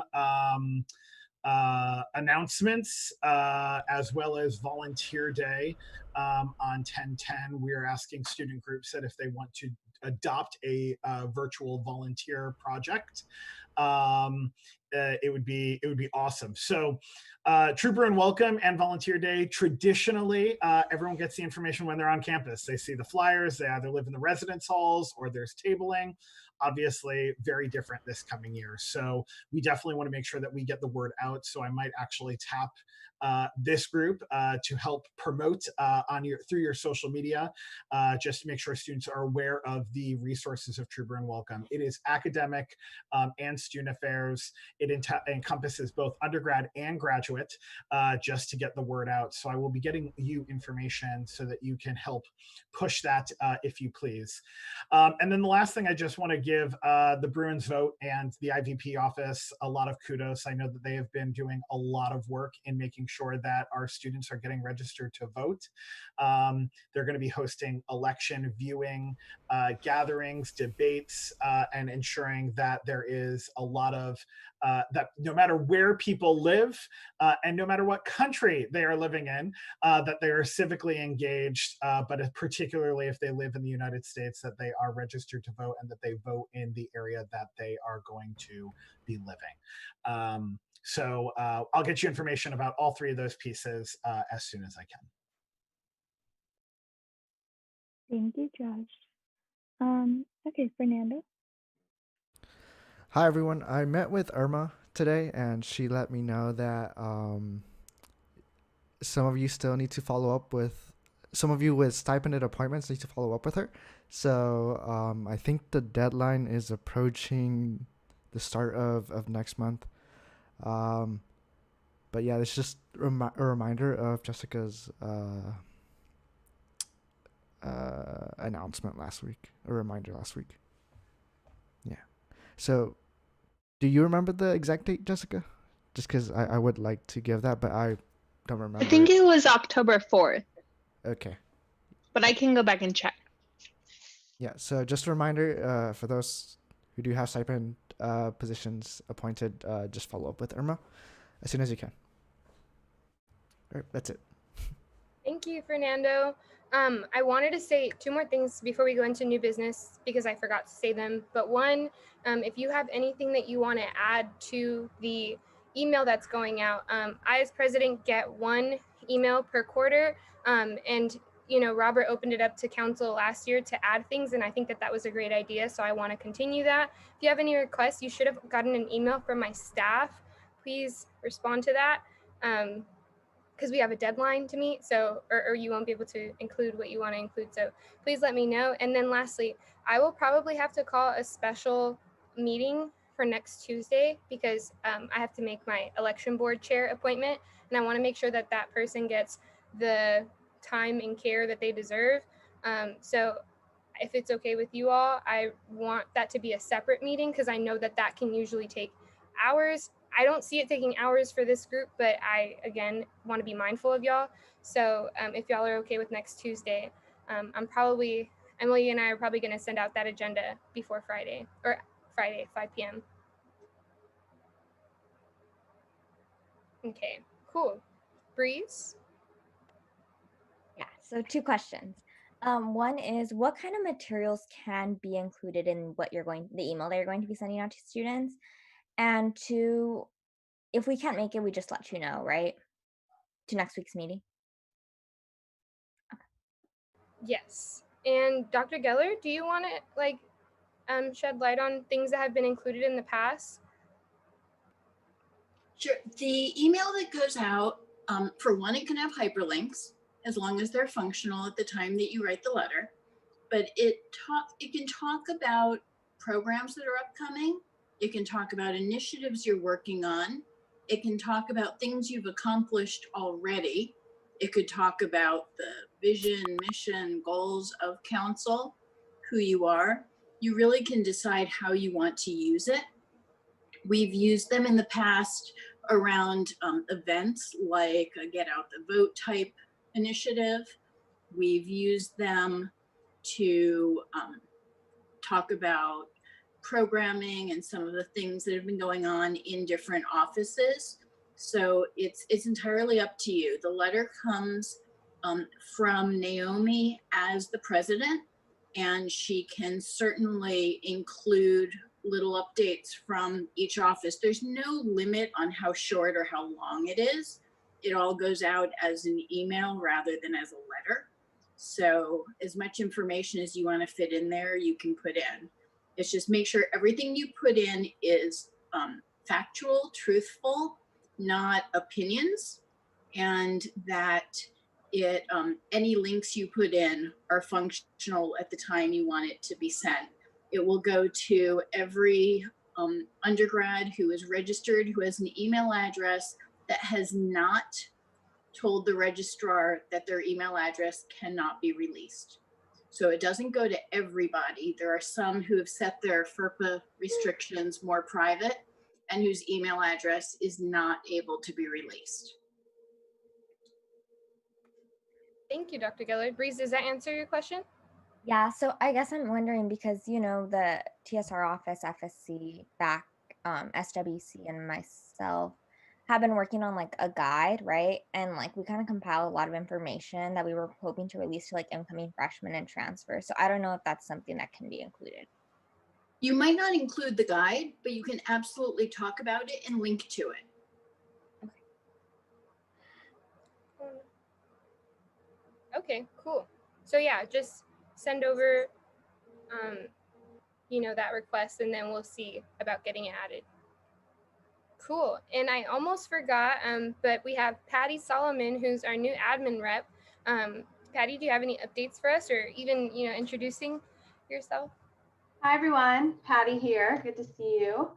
No big updates for this evening. The one thing I am working on with our team is some virtual programming. So we're going to have some fun virtual events during our welcome week, and we're going to continue that into fall quarter with weekly programming, usually on Wednesday nights. We're going to start with a little 8 clap at 8 p.m. to kick off some of the programs, which should be fun. But I know we've reached out to a couple of you all. We'd love to collaborate and work on some virtual programming together. So if any of your offices are doing any virtual programming this coming quarter or future quarters and looking for some partnerships, we would love to work with you. So feel free to just reach out. I'll put my email again in the chat. But yeah, lots of exciting things preparing for fall. Thank you, Patty. Cool. So I think those are all the updates. And now we'll go into new business. And this is a really small discussion item, and it can become a longer one depending on how folks feel. But I kind of just wanted to bring up, having consensus on council and making sure that whenever you are speaking to the public or speaking to members of the public and you attach USAC's name to a certain topic that USAC has not expressed their opinion on, I would just really encourage you to check in with the council and make sure that you are always letting us know that, you know, you're lending USAC's name to something. I think this issue kind of came up because there was an article that was released that was saying that USAC is going to endorse the professor that we had called for his removal of. So I think his name is Gaffney or Gaffney or something. He's an engineering professor that a lot of students have vocalized a problem with. And it was just a bit concerning when there was an article that was released saying that USAC was actually going to be supporting him in this endeavor. And that was never a conversation that was brought to any of our attention. So I just want to make sure that we do that for the sake of transparency, but also out of respect and courtesy for our own political opinions and who we are as people. Because I was deeply offended when I saw that there was a statement and that my name could possibly be attached to that statement. And I know I'm not just speaking for myself. I know I'm speaking for a large majority on council. And this was expressed, but I wanted to bring it up publicly because I believe accountability is important. So I don't know if anybody else wanted to share any thoughts on that.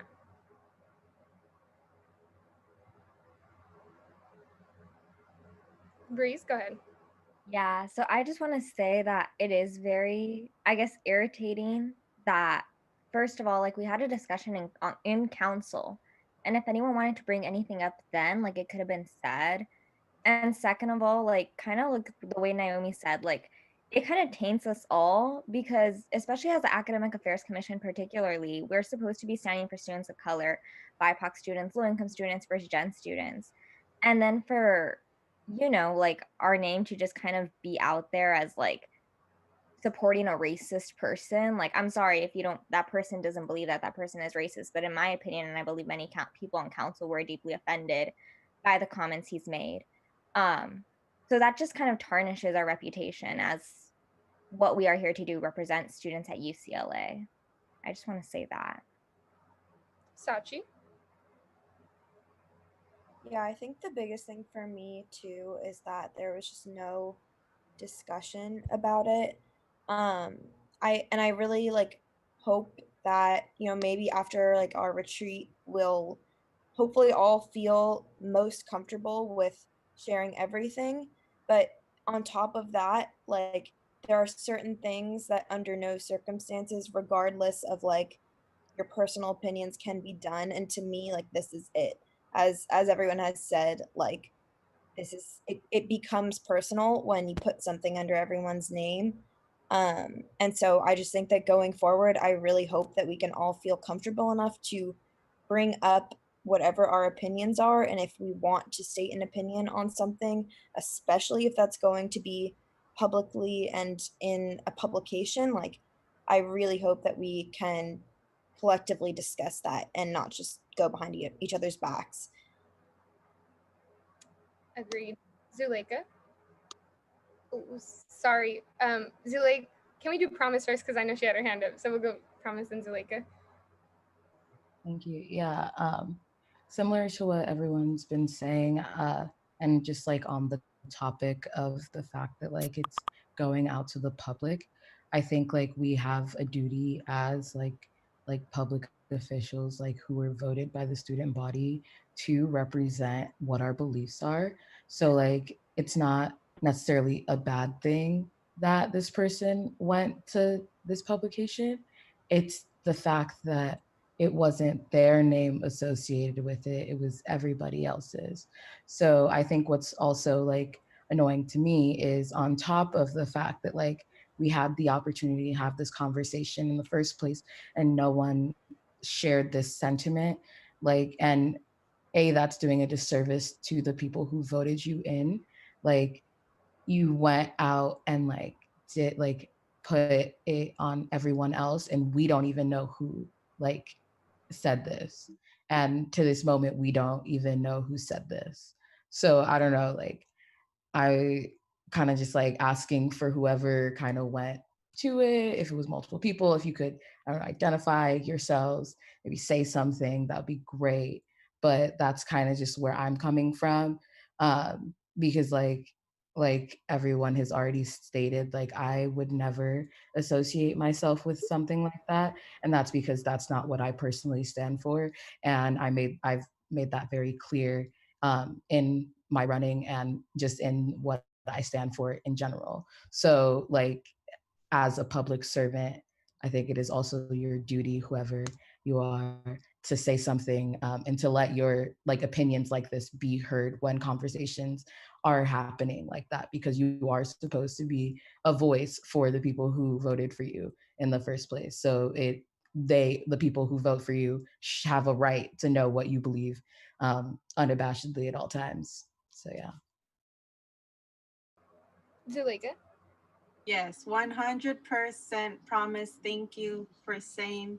I agree with everything you're saying. A lot of the things that you said, I was going to reiterate. I try to do my best whenever I'm doing an interview or something. I always say, this is how I feel. These are my feelings. This is, how I am trying to represent my community. And then, no, I just found it really disrespectful that it wasn't consulted with us. And I don't want to seem as if I'm being not transparent to my community. And that's something I feel like we're all trying to do. We're trying to be as transparent as possible and be really clear on what we believe, and honestly be accountable for to our constituents, because that's what we're doing. We're representing the students voted us in, so it's our responsibility to be transparent and accountable for our actions. And I feel like with this, there was no accountability. And I think that that's what's kind of rubbing me the wrong way, is that I always attach my name to something if I'm supporting something. And the fact that this had all of our names attached to it is really concerning. And I don't see accountability for it. And there should be. There should be accountability and transparency in everything that we do. So thank you, Promise, for stating everything that you said. Cool. Emily? Thank you, Zuleika. Hi everyone. I don't really have much to add. I think that Zuleika, Promise, Sachi, and Breeze really covered what I thought, but I think I also want to say that I personally was very hurt because I was the one who brought this petition to council to share this with you all. And I also want to say, as the internal vice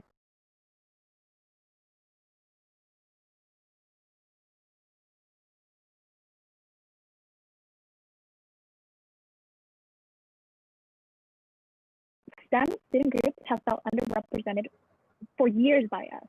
And this was an opportunity for us to stand alongside them and to support them in something that they finally, felt that they had the relationship to us to advocate for. And I personally, was very disappointed that this is how I found out. Like I found out not because like someone was like, hey, like I disagree, so I'm going to go speak with the professor. But I found out because I stumbled upon that article at work because I work for the School of Engineering, and this is not how we should be functioning as a council. And I'm like so sorry to any of the people who, were affected by this professor, who trusted us, to stand by them in their advocacy, because this is not an easy thing to do, to stand up against a professor, especially like in this department. And so, this was spearheaded by like this is Society of Women for Engineering, and like they represent like minority students in the field of engineering. And so I just really found this disappointing because, this was one of our chances to prove that we, stood alongside. We do represent STEM students' interests, because they have critiqued us rightfully for years. And I just am overall disappointed. And I'm hurt because, as IVP, like this is my job to make them feel supported. And I'm afraid that they don't after they saw that article that like falsely misstated our position on the matter. Thank you, Emily, for bringing up those points. And thank you to everybody who really brought up those points. And the last analogy for anybody that's like wondering why this is so important, if you're a congressman or a congresswoman, you're not going to go out and say like, Congress supports you in this endeavor. And not all of Congress even, one, had the conversation at their meeting, and two, had even talked about it and, vocalized their support for it. So it's really important to make sure that you're not using the entity when you're talking about a specific thing in different interviews, but more so your own office, yourself as someone who is like a politician. I don't really like to refer to us as politicians. We're student government leaders, but it's still relevant. I would say it's very similar. So does anybody else have any thoughts? Cool. If not, we Can can I just say one more thing? Go ahead. I just wanted to like really emphasize what Promise said about accountability. And I think that, you know, whether it be at this meeting or whether it be offline, like I think it'd be really important to have a conversation about, you know, who this was. I don't like want that to be a process that's like, you know, uncomfortable for anyone, but also like I'm just thinking, as Emily pointed out, about how uncomfortable the students that brought this forward to USAC might feel right now. So I just think it's really important that we continue that discussion. Agreed. Cool. So we'll move on to our last topic of the night. And we have anticipated surplus allocation. So this is a conversation because, as y'all know, our surplus is projected to be pretty large, and we really want to make sure that whatever we choose to do with that money, it will serve the needs of our students this year. And there have been several kind of thoughts about asking for surplus earlier than the winter, which is when we usually start to make surplus deliberations. So I invited Roy and Vong to kind of guide us through their own thoughts, and this is really kind of just like an opening, or I'm trying to figure out how to say this because Roy and Vong are only granting us 100K, and there are specific groups that have kind of come together and are thinking about solutions or projects that they want to fund now and that they need funding for now. So I kind of just wanted to let Roy talk about that, and Vong. So thank you, Naomi. I will say that it has been somewhat common to bring sort of an anticipated surplus early, just in order for council to consider things that are of import and that it wants to be able to get on earlier in the year. But I also would like to defer a lot of this discussion over to Patty Solomon with Vong in support, if I may. Yes, thank you, Roy. Thank you, Naomi. So just to give a little bit of feedback in regards to the anticipated surplus allocation. So this is at times a common expectation. We have surplus comes forward in November for vote. And in the last, good number of years, we've been bringing surplus in November to have it activated as early as possible within your term. So, but we do have to wait until we have the finalized numbers with our audit from the previous year. But through that process, we are able to bring forward, a number for you all that we feel is between a fourth to a third of the amount of surplus to ensure that we don't overextend surplus before we have the exact number. And this is at times allocated prior to November for time-sensitive matters. So if you have a project that you need to get off the board before November time when we'll have the full number of surplus, this gives you that opportunity to make those decisions as a council.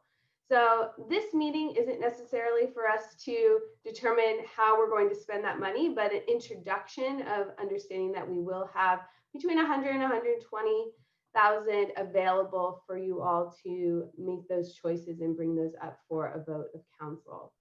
So these are usually campus-wide initiatives, council initiatives that are looking for support during this time.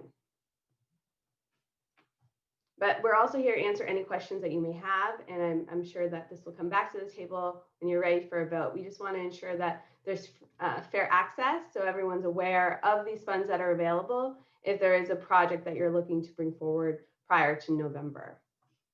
Yeah, and to be clear, part of what the reason this comes up is a lot of the school year is fall quarter. And if we don't even get a chance to get at any of the funds until fall quarter is almost over, a lot of things that you may want to be able to address or give resources to the opportunity would have been lost. So we wouldn't want that to be your situation. Again, we're just trying to bring forward a conservative number. And you don't need to spend 100 to 120. Part of the reason we identify a number like that is we're not trying to participate in your value judgment. We're not trying to pick a number that happens to coincide with some number one of the members was, advocating they needed for a program. So we try to make sure we don't participate in your value judgments by framing a number sufficiently large that we're not putting our thumb anywhere on the scales. You can go up to that 120 just because I do think there'll be a somewhat substantial surplus. But again, that's the why. You don't need to, but you can. And you can do more than one thing, but we like to bring it all at one time so that you can make the value judgment and prioritize all at the same time, all the best ideas. So that's. Yeah, so that's why my thought was, I know that there are some people that are thinking about this, and what we could do is offer space at the next council meeting to bring in a proposal, if you are one of those groups that have been thinking about this, and we can have a discussion and possibly a vote on it that way. Roy, Patty, if that's okay. That'd be great, and we'll be available at that time of that meeting to answer any questions and to ensure that we have that all documented as we're allocating those funds accordingly. Right, cool. And then I had one other question since we're all here. I had forwarded council an email on behalf of the chancellor that had talked about possibly reconsidering or refunding certain student fees that were, I guess, unexpended. I'm sure you've heard of this, right? Something like that. Okay. So, yeah, if you want to finish your statement, and then I'll give whatever comments whatever light I can shed on it. Right. Okay. I wanted to know, would we in any way be giving away money that they were planning on refunding if we were to do these surplus allocations? Well, so it's a very good question, and the reason, so I think it's an additional reason for some caution. I think that initiatives that really can't wait, that the council thinks are very important, should be able to move forward. I do think we'll want to, so there's a lot of analysis going on to determine, and primarily this relates to spring quarter of last year. So, all the fees throughout the year, and also the team looking at this understands that there's a natural surplus that occurs each year that goes inter-year, that you receive a surplus and you leave a surplus. So all of those things are understood, but I do think, and I think you and your team will be engaged further if some determinations are being made that there are some potentially refundable parts of the fees. But as you will recall, a lot of you were on those teams or were witness to the way last year's council really tried to be responsive in the COVID crisis to finding relevant ways to support your communities. So that's also part of this analysis. This would be an analysis that would try to determine if there were funds that were not able to find a proper expression. So we still don't know what those numbers are, but you're absolutely right, and I'm glad you brought it up, that we do want to make sure we keep some provision for an opportunity to refund any funds if the analysis were to show that as a valid path. Right. That was just one of my main concerns, because I didn't want to have a surplus of 500K or 700K and think that all of that money is for use or up for grabs. And I also kind of wanted to just vocalize my opinion right now. I do think that while it's noble for them to be looking through student fees, I also think they should be looking at tuition, because that's where all of the money is, and we have one of the lowest student fees, and I think that that's really important for students to understand. But I just wanted to hear thoughts on that. Breeze? Yeah, I had a question in terms of two questions actually. For the money that we're going to discuss next week, if we do want to submit a proposal, one, how does that proposal look like? Is it just like bringing forth some sort of presentation to council? And two, would that money be for the winter quarter, or could it also be applied to the fall quarter? So once it's voted on, to answer your first question, Naomi, you can determine how you'd like those proposals to be submitted. We've had times where it's a presentation or it's a written proposal. So I'd leave that to discretion of the council to determine how they'd like that to be. I think it is nice if there's a clear ask in the proposal and a budget breakdown for that ask, because there are times where you may be looking at multiple proposals and having to make some adjustments. So if you have a clear budget breakdown, that is helpful. And then in regards to, sorry, what was the second half of the question? So how the proposal and then, when you'll have access to the funds. So sorry about that. As soon as you receive the vote of yes, then we'll work with Vong and his team at SGA to have those funds available. So depending on the type of project, as Deb Geller had kind of mentioned earlier, it may be that it's going to a specific department or a specific council office that would then be managing that project. So we would work to find out those details. We may also need to create an MOU, depending on where we're sending those funds to have that created. So there's a little bit of work that needs to be completed, but that can be completed pretty quickly in coordination with the council member who's bringing forth the proposal. And the only other thing that I would add to the conversation is generally, historically, the focus has been on initiatives that the council or council members, with the support of their fellow council members, want to put into effect. It's a little different when you get into what you should consider sort of funding bodies. You have a number of funding bodies, and those funding bodies have a number of control points to ensure neutrality to viewpoint, equal access, fair notice. So, if when you get to your full discussion of surplus, or if in this preliminary discussion of surplus, you wanted to go in a direction like that, I would just, encourage that you understand proper control and access. So. Thank you, Brian.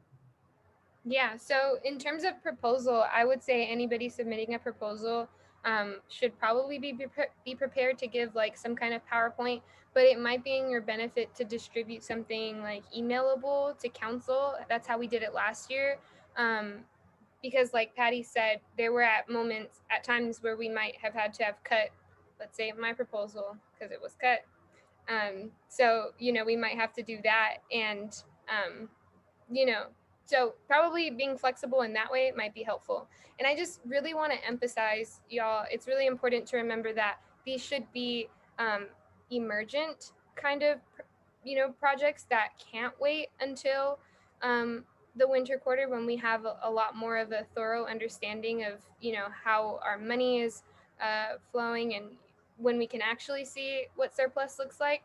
So it might be better if it's not emergent to wait. But yeah. And we will be bringing out the surplus allocation, the full surplus in November. So we'll work to get those funds available so you can do some of that planning even prior to winter quarter as you're kind of closing out the fall quarter, which is helpful. So you can hit the ground running as you return to winter quarter from break. Does anybody have any questions, thoughts? Okay. So just to be clear, I'm sorry, I'm a little tired right now. But if I apply for this funding, right, and I get whatever amount I get, I could use it for the fall quarter. That's correct. Awesome. And then we'll work with you again, determine what the proposal is and, the logistics we have to move forward to get that to you, but that hopefully should not be a problem. Thank you so much. Okay, so looks like we're gonna have kind of a packed next meeting, but if it'd be really great if y'all could also send that out beforehand, so that way council members have a chance to look at it, maybe even discuss it, hop on the phone, and like interrogate each other about it. I don't know, however y'all want to handle that, that's great. Sachi, go ahead. I just want to confirm this will be in 2 weeks, the USAC meeting, not the special meeting next week. No, not the special meeting. Okay. Cool. So if there's nothing else, is everybody good? Yeah, I just wanted to reiterate, if there's any questions that come up in the next couple of weeks, please feel free to reach out. We're happy to answer any questions. I know it's been a long meeting, but we're happy to sit and have a meeting and help walk through any questions that you may have. Thank you so much. Thank you, Patty. And Roy and Vaughn for coming out and staying. Cool. So it looks like we're good then. We are ending this meeting at 9:02 p.m.